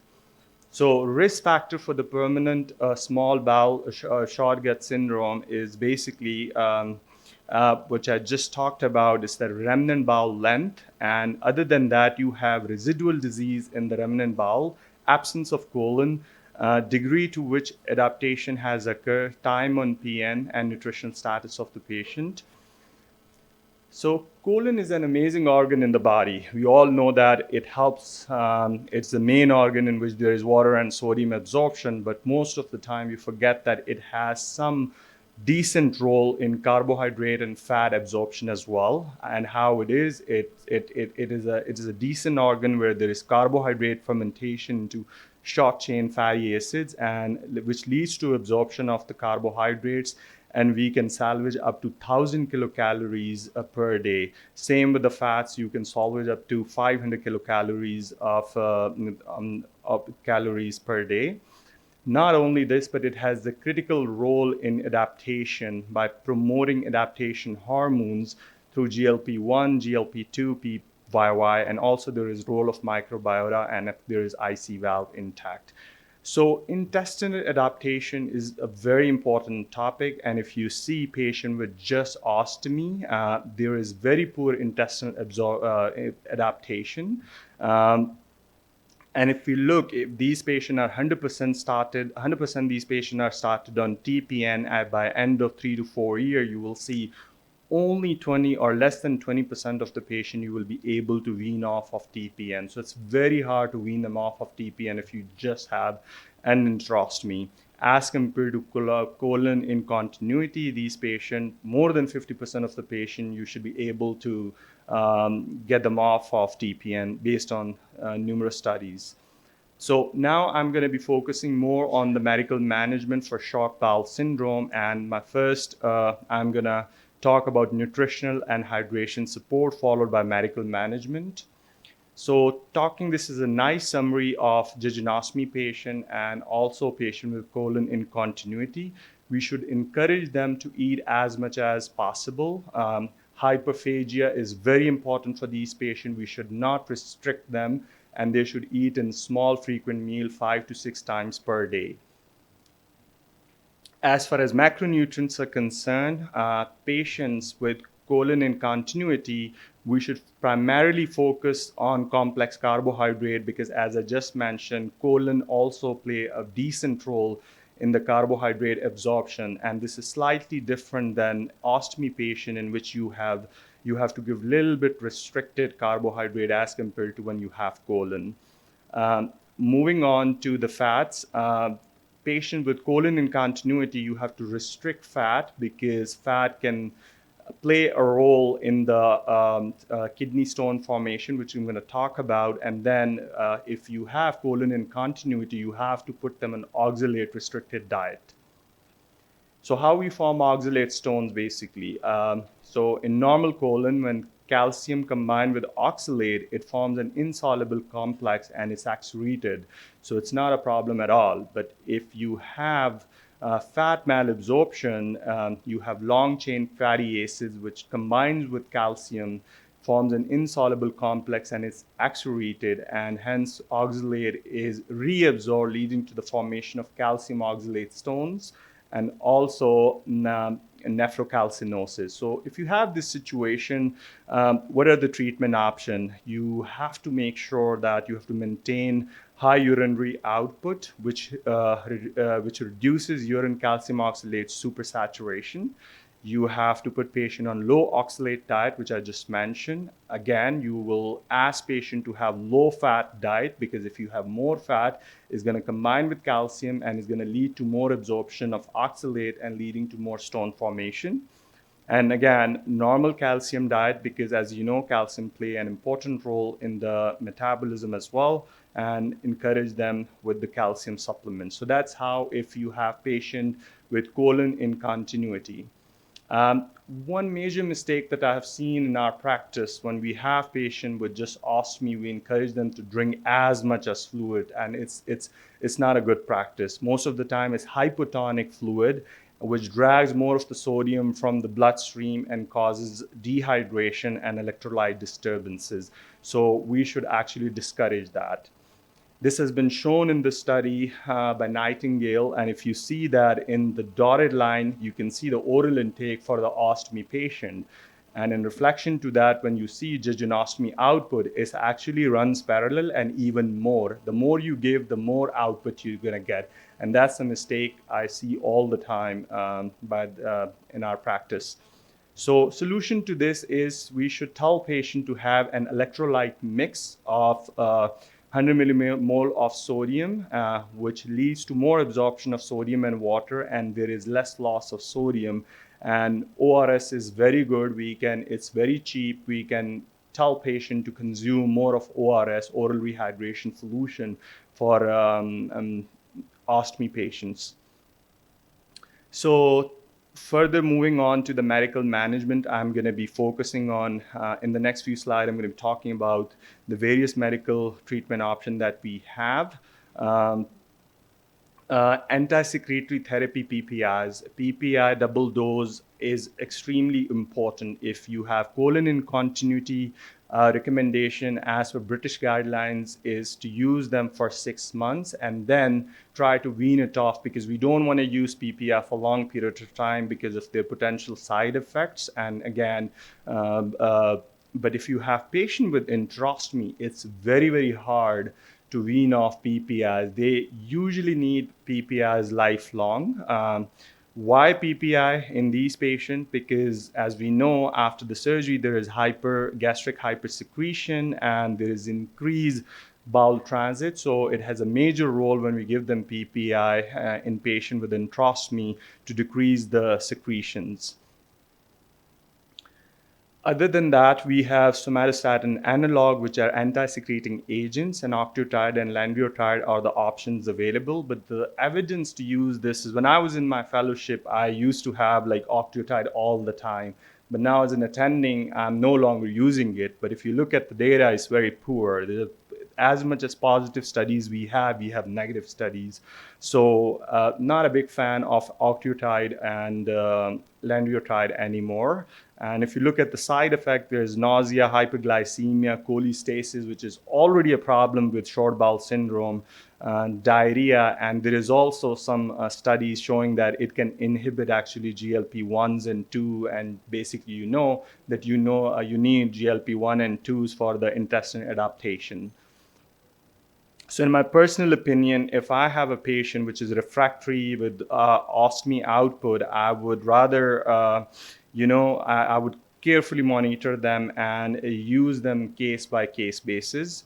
Anti-secretic analogs, somatostatin analog, this is a recent study looking into 40 patients, 17 patients with high output and 23 with enterostomy, and they were followed. It's an open label study, and if you can see, lanreotide there was a more than 25% reduction in the ostomy output in lanreotide group. But again, it's an open label study. Antimotility agents that we have, loperamide, we can go up to 16 milligram QID. Again, what I see patient, they are usually underdosed. When I round and see fellows, they give them like very low doses of loperamide. We should be using very high doses of loperamide. Even if you look into British and European guidelines, they encourage to use very high doses of loperamide. It's actually safe to use heavy doses, and you can combine with codeine phosphate up to 30 to 60 milligram QID, but keep in mind that the central sedative effects and plus potential for addiction is always there. Tincture of opium, if I remember, I just have used it on one patient so far, so not a big fan of it. All these antimotility agents, they slow down your gastric emptying and intestinal transit, and it can facilitate the stomach here. Talking about the adverse effect that can cause nausea, vomiting, pseudo-obstruction, QTC prolongation. But when you give very high doses of loperamide, you can consider doing an EKG before that, as per British guidelines. Antibiotics. Okay, so antibiotic intestinal small SIBO is a common problem in patients with small bowel syndrome. And if there is a little bit bloating and flatulence, I would say to have very, very high threshold to use antibiotics, and it's not recommended to routinely use antibiotic if you pick any guidelines, whether it's US or it's British guidelines. Only time that I have very strong suspicion of SIBO and abdomen is very tense with bloating, that's the only time I'll consider using antibiotics. Otherwise, I will not use antibiotics. Now, moving on to GLP-2 analog, teduglutide, it's produced by the L cells of terminal ileum and proximal colon, and it has a major role in intestinal adaptation. And it is due villus height, and it directly affects villus height and crypt depth, increase portal flow, reduces motility, and it facilitates absorption of the nutrients. And this is a phase 2 study, and if you can see patient treated with teduglutide, and you can see how the villi have increased in their length, crypt depth, and increase in the surface area. But the problem with this is as soon as you stop teduglutide, it goes back to the original length. And you can see here in a capsule endoscopy picture, the top one and the bottom one, you can see how the length of the villi after we initiate them on teduglutide. So it's very impressive, you know, and that's how the process of adaptation works. Phase 3 study, STEP study, which has shown greater than 20% reduction in the weekly PS volume at week 20 and 24. And that's when it was approved by FDA in US at that time. And the predictor for early response in angiogenostomy patient was a patient with the IBD and high baseline. And predictor for the full weaning was colon incontinuity and low baseline. Again, that's from the STEP 1 and STEP 2 study. You can see the results. So in summary, if you have patient with intraostomy and you start them on teduglutide, you should expect a very fast response. There is significant volume reduction, but however, there is less likely that you can wean off these patients from TPN. As compared to patient with colon incontinuity, you will initially see a very slow response to this medication. There is less volume reduction, but it's very likely to wean them off of the PN. And even if you see a patient with angiogenostomy, there is low or no expression of GLP-2s as compared to colon incontinuity, in which you have normal to very high GLP-2 expression. This was a survey conducted, a multinational survey on the use of GLP-2 analog across 19 centers. And this was the question was when we start GLP-2 analog in patient with SBS and intestinal failure. And if you see from this graph that most of the people answered is within 1 year that you should start your GLP-2 analog. GLP-2 is a very good medication, teduglutide, but there is certain precaution that we have to keep in mind while starting patient on teduglutide. And there is a risk for acceleration of GI neoplastic growth. That's why colonoscopy is recommended before the treatment and 1 year later. It's contraindicated when you have history of GI-related and hepatobiliary malignancies. If there is a concern for intestinal obstruction, you should not be using it. If there is pancreatic biliary disease, if there's significant volume overload, fluid overload, you should not be using it. Now, briefly about the surgical options that we have. We have certain surgical option, and non-transplant surgery is something that we should always keep in mind. And the goal for non-transplant surgery is to restore continuity of the bowel, relieve obstruction, repair of the fistulae, recruit, bypass, or unused bowel. And there are certain advanced procedure. If you are in an advanced small bowel program, you can consider these lengthening procedure. And actually, I had a patient, which I'm going to show you a picture. That's the patient when I inherited. You can see with the intestinal failure and short bowel syndrome, significantly dilated bowel, and underwent surgery at Advent. After the surgery, lengthening procedure, and you can see, and we were able to wean them off of the TPN at some point. Very briefly about the intestinal transplant, about the indication. It's performed in very few centers across the United States. The indication would be if you have irreversible intestinal failure with TPN dependence, or if you have some complication related to TPN, then you can consider patient for intestinal transplant. It's a major surgery. It's not very routinely done. Again, take-home points would be patient with intestinal failure. These are very complicated patients. We have to have good insight of their whole anatomy, intestinal malabsorption symptoms. We should take thorough history. We should know their anatomy. Most important question that I always ask surgeon: what's the residual bowel? Look into the operating report, treat symptom, look for nutritional deficits and underlying disease. Start nutrition as soon as possible if its oral intake fails to meet nutritional requirements. And at the end, keep in mind if you have some procedures for lengthening procedure or intestinal transplant, you can consider that as well. Thank you very much.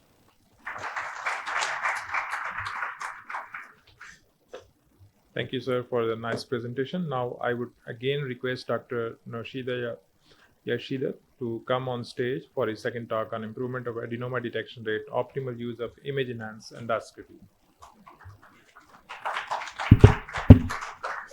Thank you, everyone. So next, my topic is improving adenoma detection rate, optimal use of image-enhanced endoscopy. So Kyoto is like that. It's a little far from Tokyo. So if you come to Kyoto, please come to Osaka first, and then come to Kyoto. And these are beautiful images of Kyoto. So please come to Kyoto someday. And colorectal cancer in the world is, as you know, very increasing. Incidence number 3 and mortality number 2. And in Japan, surprisingly, our colorectal cancer incidence is number 1 among all cancers.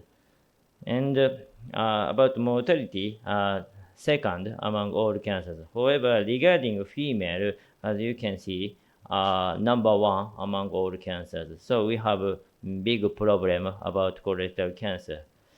So for decreasing colorectal cancer deaths, as you know clearly, polyp resection enabled to decrease CRC deaths. So we have to find small lesions and resect them for preventing colorectal cancer deaths. For finding lesions accurately, clearly, quality indicator for colonoscopy is very important.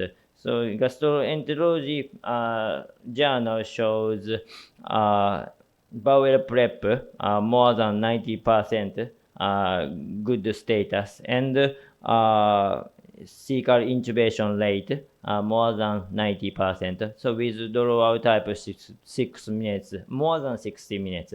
And regarding adenoma detection rate and selected lesions detection rate, they raised some goals, 30% and 77% respectively.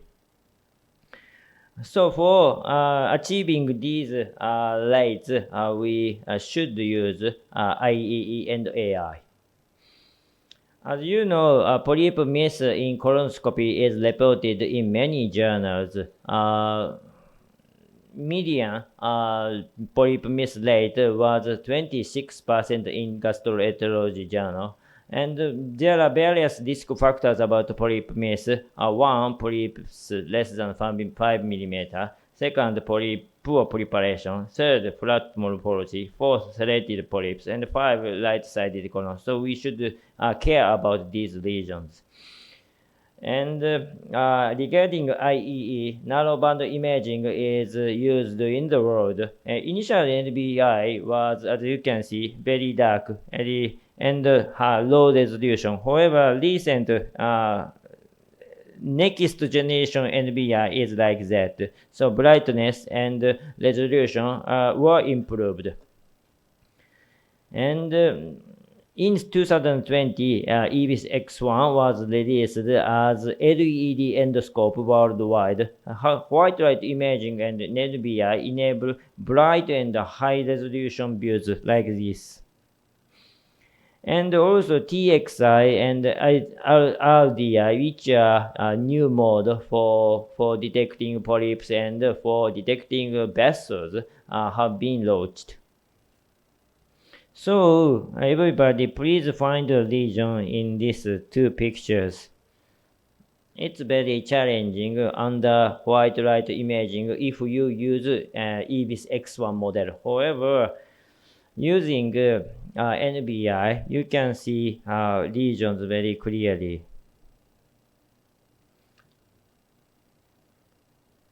And this meta-analysis shows high resolution, bright NBI improved adenoma detection rate significantly more than white light imaging, but especially in best bowel preparation. So best bowel preparation is also important for detecting polyps. And another special observation mode is TXI. TXI is like that. So lesions becomes reddish like this, and the endoscopic view is very bright, similar to white light imaging.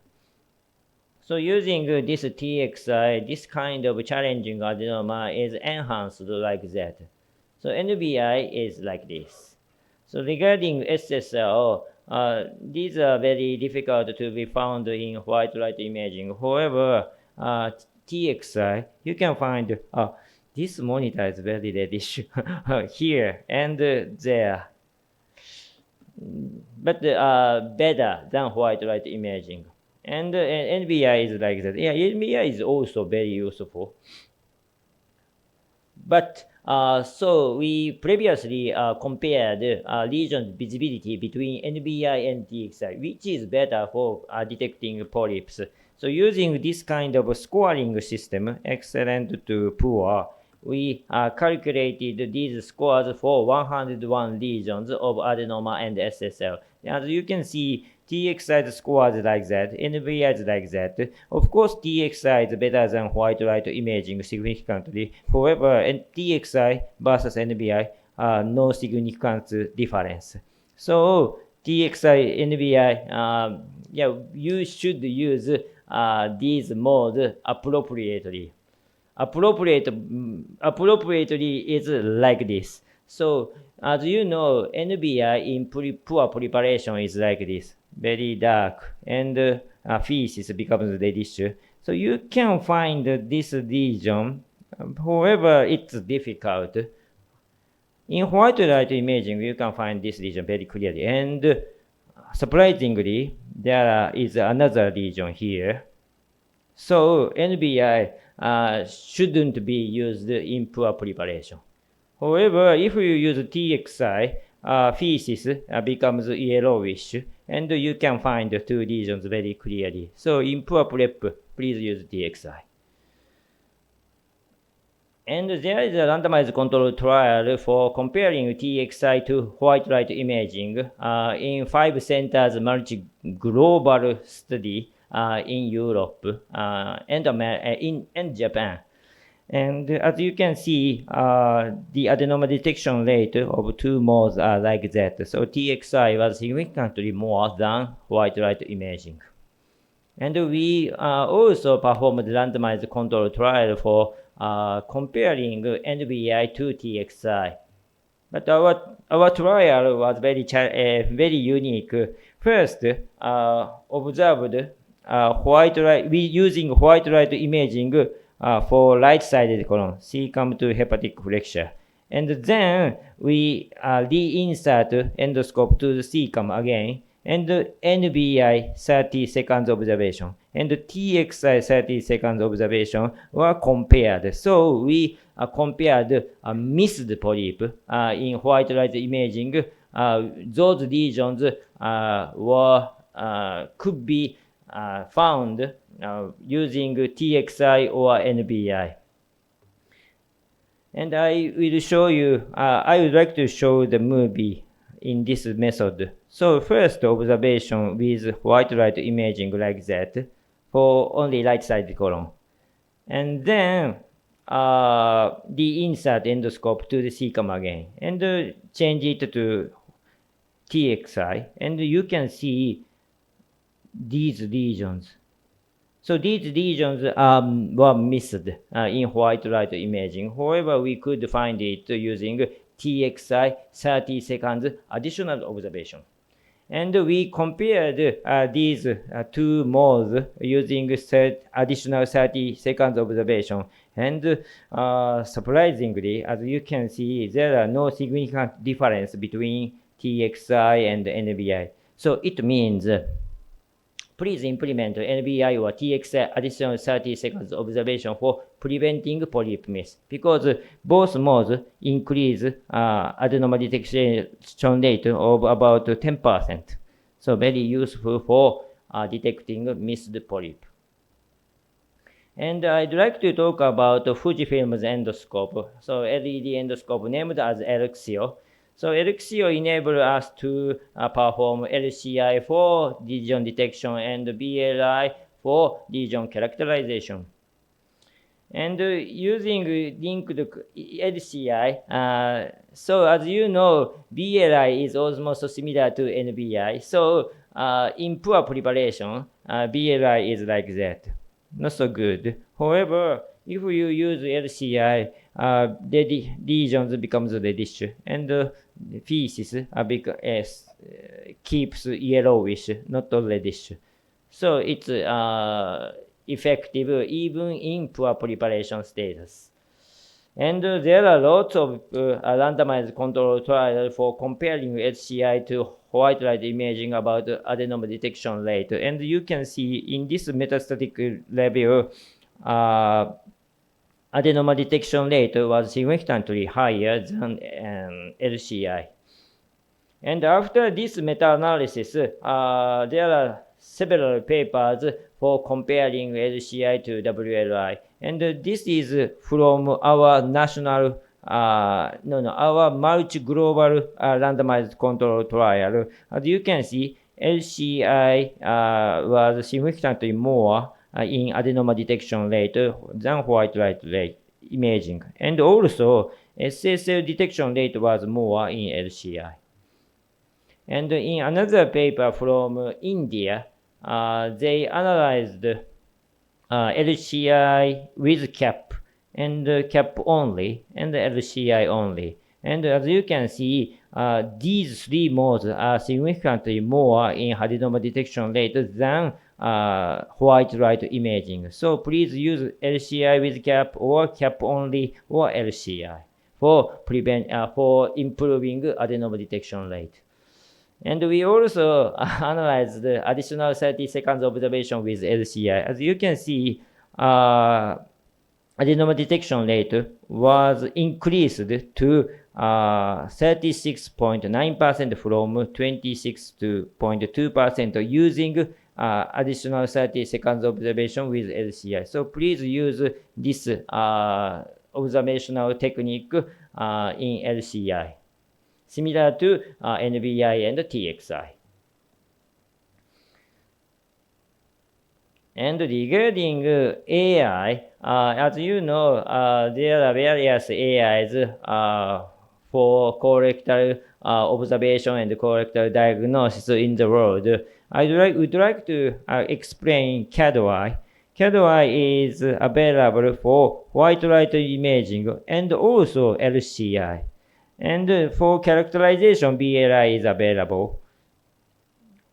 And there are several systematic reviews for the increase of adenoma detection rate with AI. In this review, adenoma detection rate is significantly more in AI group.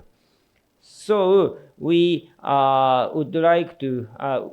we should think about AI with IEE.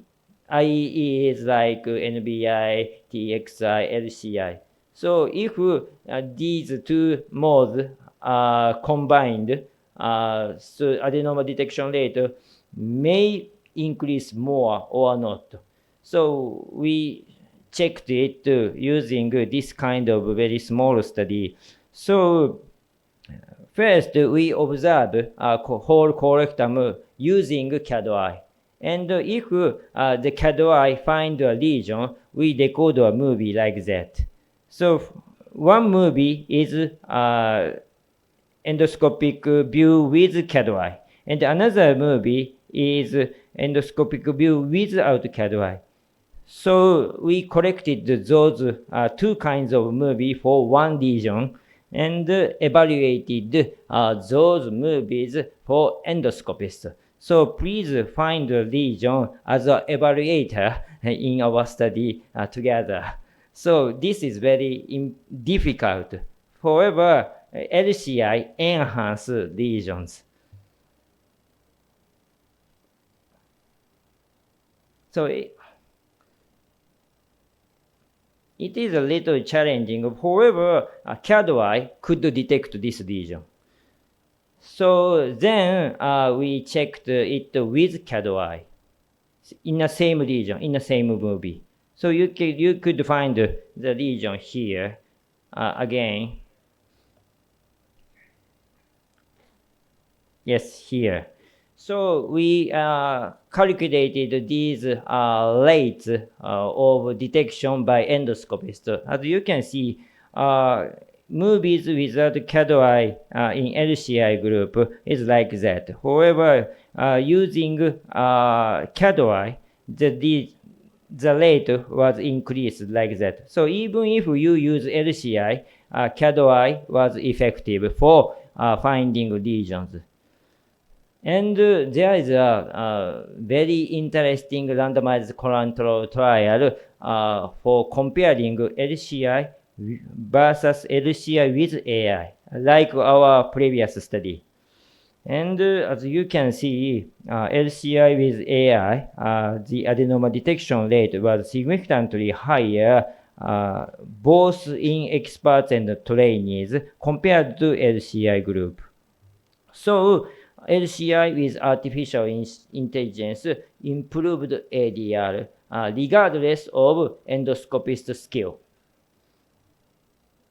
And additional 4 minutes, I would like to talk about lesion characteristics. So diagnosis flow for colorectal tumor in Japan is like that. First, observe white light imaging, and then image enhanced endoscope, such as NBI and BLI, like this. And we use genetic classification like that. And if the pattern is irregular or destroyed, so suspicious of T1 cancer, we do chromoendoscopy and the final diagnosis, and we decide therapeutic methods for each lesion. So endoscopic finding of T1B is very important in white light imaging. These 4 findings are reported as a typical sign of T1 cancer, T1B cancer. And the nice classification is also useful without magnification if you use NBI or BLI. But we Japanese doctors use this genetic classification for NBI, BLI magnifications like that. However, recent ESG guideline also recommends this genetic classification for lesion characteristics. So in the future, endoscopists in the world use magnification for NBI and BLI. And in this classification, we categorize lesions into 4 groups: normal, regular, irregular, destroyed. And if you categorize lesions into 4 groups, you can predict histopathology like that. Regular, adenoma; irregular, high-grade dysplasia; and destroyed, T1B cancer. So you can decide therapeutic method for each lesion. And the pit pattern classification is also very common in Japan. However, recently this kind of crystal violet is partially prohibited in WHO. So please use pit pattern classification, chromoendoscopy for limited lesions.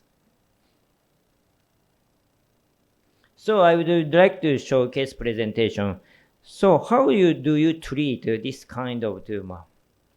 So as I told you, in white light imaging, deep depression is a typical sign of T1 cancer. So this lesion has deep depression, so it has a possibility of T1B cancer. However, if you use NBI like that, so pattern is remained, not destroyed. And if you use genetic classification, it is categorized as 2B. It means irregular, not destroyed. So we can decide therapeutic methods accurately.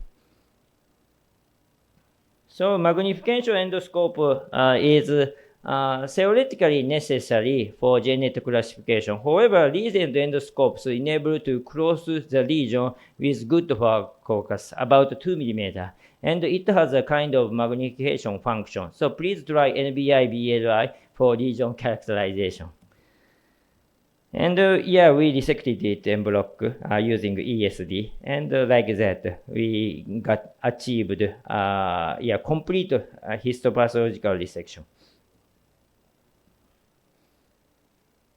However, even in Japanese endoscopists, NBI's accuracy was like that, 85.6% and 81.3% for diagnosing T1B cancer. So my last message is not only NBI, but white light imaging, chromoendoscopy are required for accurate diagnosis. So combination observational tools are necessary for accurate diagnosis. And this is my take-home message. Today, I've introduced the improving adenoma detection rate, optimal use of image-enhanced endoscopy, including lesion characterization with NBI and BLI. So please implement these techniques in Pakistan.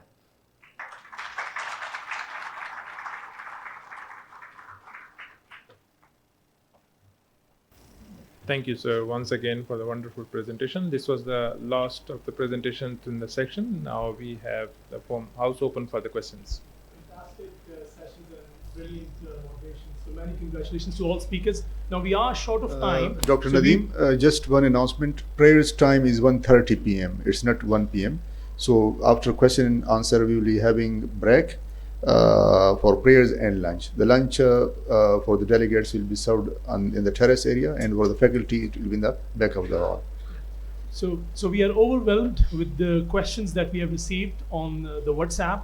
I'll try to keep them simple, and I would expect if you have any questions from the audience, we can take them, but please try to keep it very short so that we can get an answer that obviously satisfies the need that would help us to manage our patients. So the question, I think the first question that I would like to ask is going to be a combined question to Tausif, Amna, and Professor Yoshida. The question is based on, you mentioned about those signature-based treatment and cytokines using those models, Tausif. So I think the question here is that I think one disease entity that probably wasn't covered on that was PSC.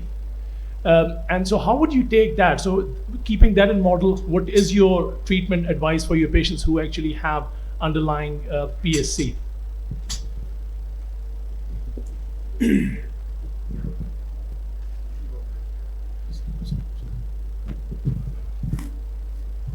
So can we direct the question to Tausif now? There's a part of this question which will come to you, Professor Yoshida. I think for now, I'm not aware of any marker that can help us in terms of treatment guidance for PSC and UC. We do know about some prognostic factors when you have PSC and UC, including the increased risk of ulcerative colitis, increased risk of colon cancer. Most of these patients have also been discovered to after undergoing surgery, colectomy, they get pouchitis. So you really have to keep in mind. So I'm going to go reverse way. So if you have a surgery done for patients who have PSC, these patients are at very high risk for pouchitis. So that may not be a good option. And if it is an option you have adopted, then maybe introduce some therapy to prevent or treat pouchitis early and screen them. The second thing is we are also discovering the increased risk of colon cancer, something to do with the bile acids. So these are the patients who benefit from more enhanced surveillance protocol. Third is the treatment. There has been some theoretical benefit that has been described with vedolizumab, which is also known as Entyvio, because it is an integrin receptor blocker. And there is a mechanistic advantage because these alpha 4 beta 7 receptors are also present in bile duct. So theoretically, your vedolizumab can also be helpful in PSC. We haven't seen that clinically, but this is just a theoretical benefit that is described. And last comment would be that there is a role of vancomycin that is being described in case reports, that vancomycin can help not only improve colitis in PSC UC, but also might even help improve liver enzymes. So some role of vancomycin. Fantastic. Oral vancomycin. There's a part of the question which is kind of shared, and I would like to hear what Amna has to offer here. So there's an observation shared here that patient who stop or quit smoking, and then they present with symptoms of colitis. So they actually have a disease entity which is not diagnosed as long as they are on smoking, and once they stop smoking, they then develop colitis afterwards. And I think the part of the question goes on because there's a risk of tuberculosis and all those. So I guess you are probably the best person to answer this question, having had the experience of managing TB and colitis in your practice. Right. So it's a quite a broad question related to smokings and all. So recently I have one patient, she has pouchitis after the surgery. And now she's a candidate for, she's tried other medications and infliximab, and her husband searched on net and all, and he came that I've studied that if people smoke, then UC could be controlled. So what do you think about it? And I answered just very simple question. That lady is actually in a childbearing phase, and her kid is just only 3 years old. And I said that, okay, let's discuss the pros and cons. The cons would be that may or may not be her symptoms get improved, but definitely your 3-year-old child will be seeing the mother smoking and probably will not be able to counsel or convince your child that please don't smoke in the future. So just see the both sides of the cons and all, and also relate the comment related to smoking. Nadeem, remind me for the next question. What was the next part of the question? You have a experience of managing patients with tuberculosis TB, as well. yes. I think it becomes quite difficult when you're about to offer them a small molecule or, as we used to call biological therapies. So how do you make a decision? Okay, for somehow we see the other side of the story more commonly, people presenting where TB mimicking Crohn's or Crohn's mimicking TB. And these are the patients where based upon clinical correlation and whatever the data is available, people decide, should I treat Crohn's and should I treat TB? And many times we see people is actually ending up treating both of the conditions together.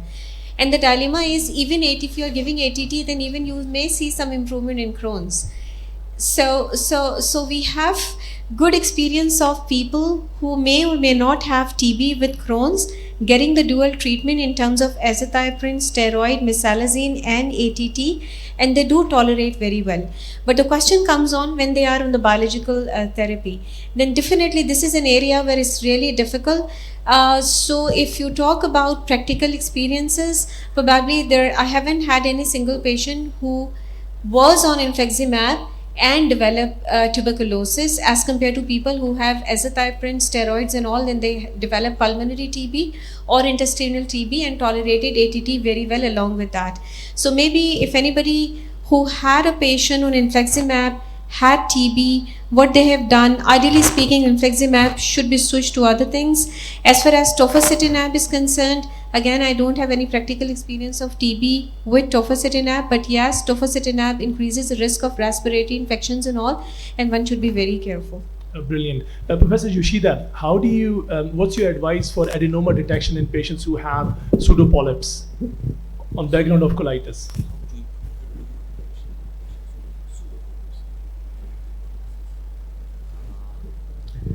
Yeah, very, very difficult. However, yeah, there are no such kinds of study. However, in my experience, yeah, LCI or NVI, bright NVI is also useful for detecting these kinds of lesions, I think.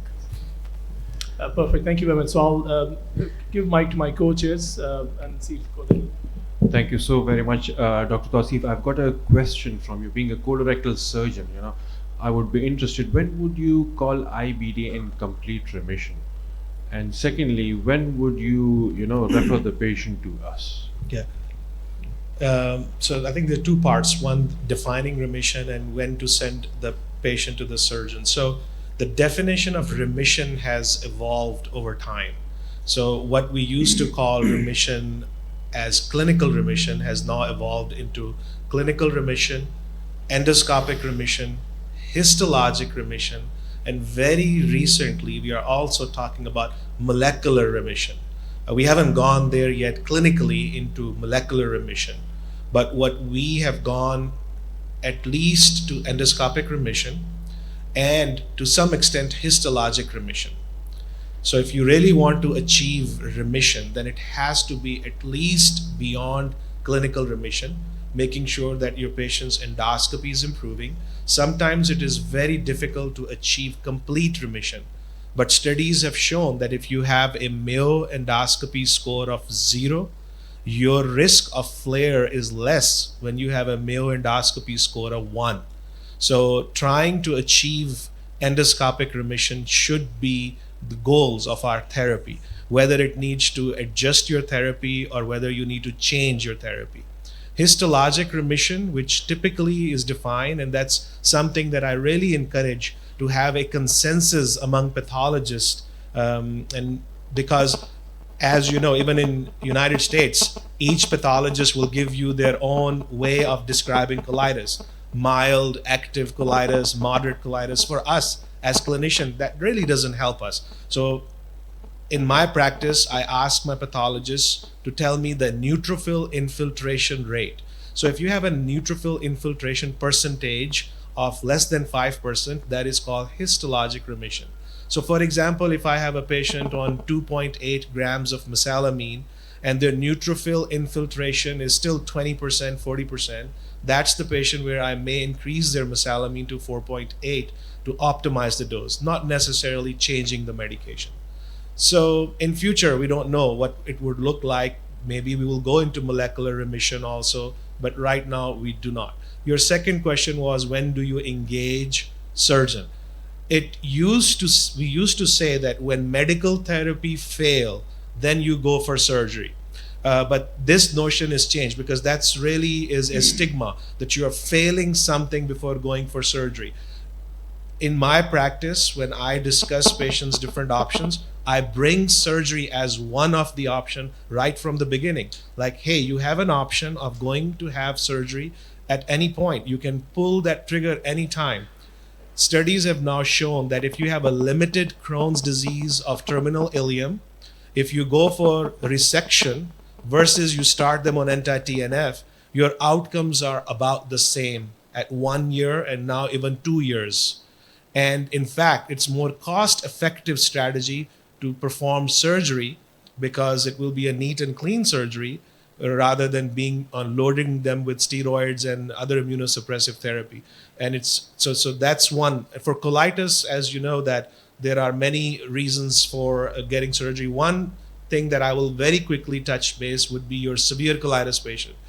I do not wait for day 3 and day 5 to bring the surgeon on board. I call the surgeons right on day 1 so I can introduce my surgeons to the patient. They have the discussion and they have at least 2 or 3 days to absorb all that information and be mentally prepared rather than calling the surgeon and taking them to the OR next day. Sorry, my name is Dr. Javed Afridi. My question is from Dr. Tausif. Can you explain the mechanism of preventive role of appendectomy in UC? Yeah, so before the perception is vice versa for Crohn's disease. yes, If so- I'm not wrong. Yeah, so I think these are associations, just like smoking and ulcerative colitis. Appendectomy has been shown to worsen Crohn's disease. These are just merely association. What is the exact etiopathology? We don't know. Even this recent article that was published, I think on last Thursday, so it's very fresh out of the press, that the study was done in Europe in 21 different centers in different countries, that appendectomy actually has shown that it supplements your medical therapy in ulcerative colitis. We still don't know the details. There are some limitations. As we know that appendix is a home for some immunological pathways. We don't know the details. We don't know exactly how it works. All we know as of last Thursday that there is a multi-center study done in Europe showing that appendectomy in combination with medical therapy has better outcomes than medical therapy in some selective ulcerative colitis patients. This is interesting because Italians used appendicectomy for treatment of moderate colitis years ago. There were only 30 patients. And I think to convince a surgeon to move appendix for the inflamed bowel will be a challenge. So that's where I think they are now talking about endoscopic appendectomies Right. for advanced endoscopists. That may open a new can of worms. That's right. And our colorectal surgeons may not like that, but that could be a potential role maybe 10 years down the road when we'll be here in 2035 PSG. That may have become a standard of care for UC patients.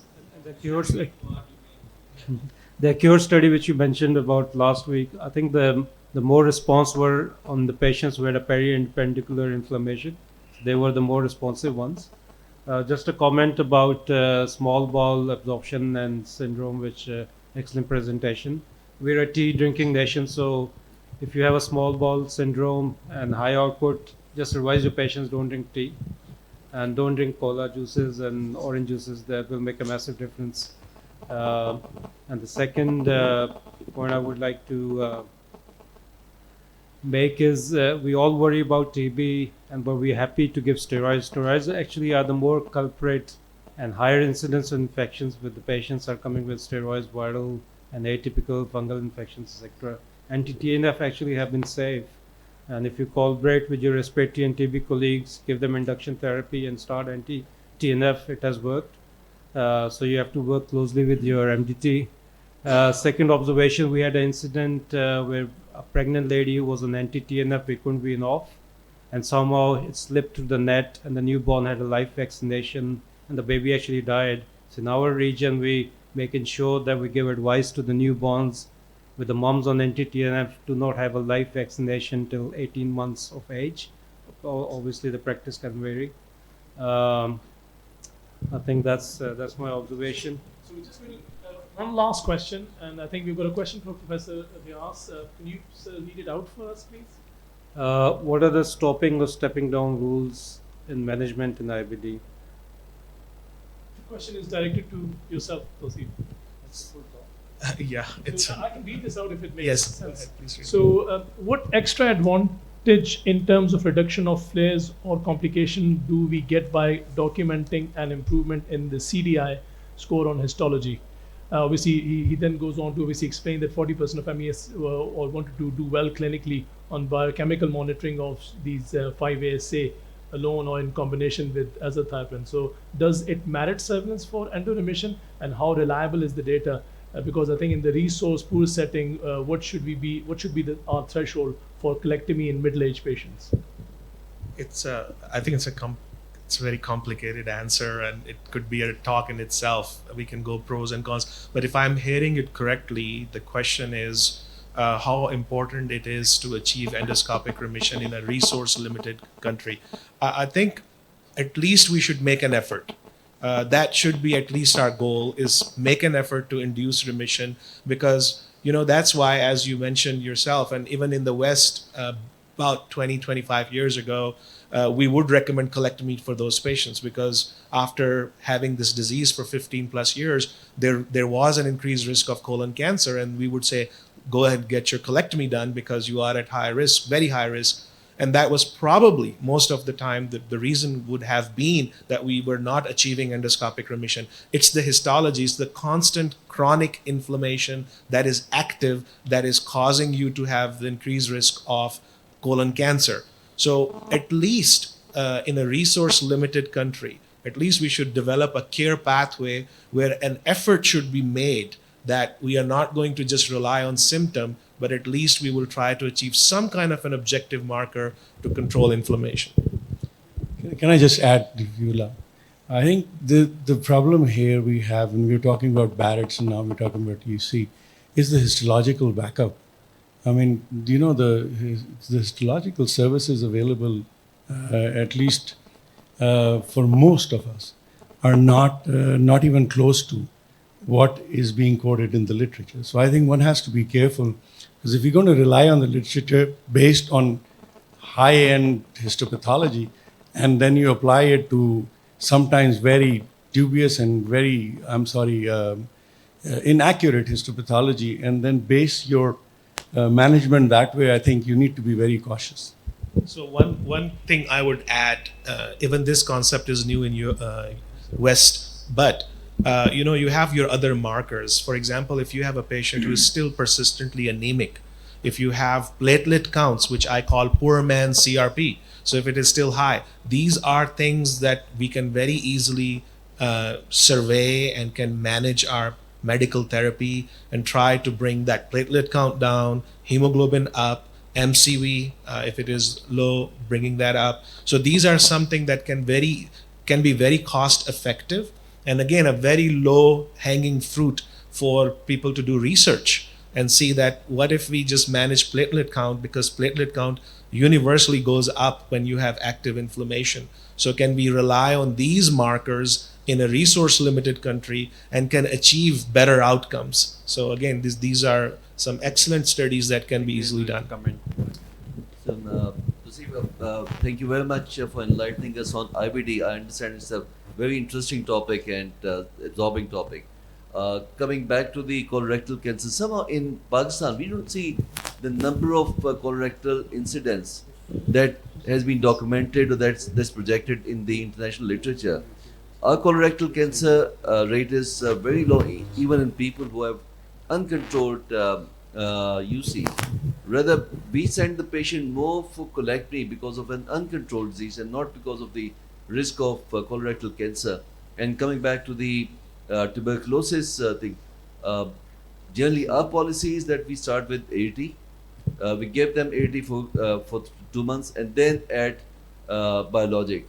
And people tend to do very well. We have got good number of cases under our belt with tuberculosis in combination with IBD. I wish that another colleague of mine who happens to work at a center where there's a high pooling of patients with tuberculosis, Dr. Bilal Nasri, is not here because he's got the maximum experience in tuberculosis in combination with IBD. He would have shared his experience much better. But generally, we give 2 months of AT followed by addition of biologic. I think time is over. Thank you so very much. I would like to extend my grateful thanks to all the speakers who enlightened us with all these updates and topics. Thank you so very much. I guess over for lunch and lunch break and then prayer break. Lunch for faculty is over here and for delegates is over terrace. And prayer time is 1:30 p.m.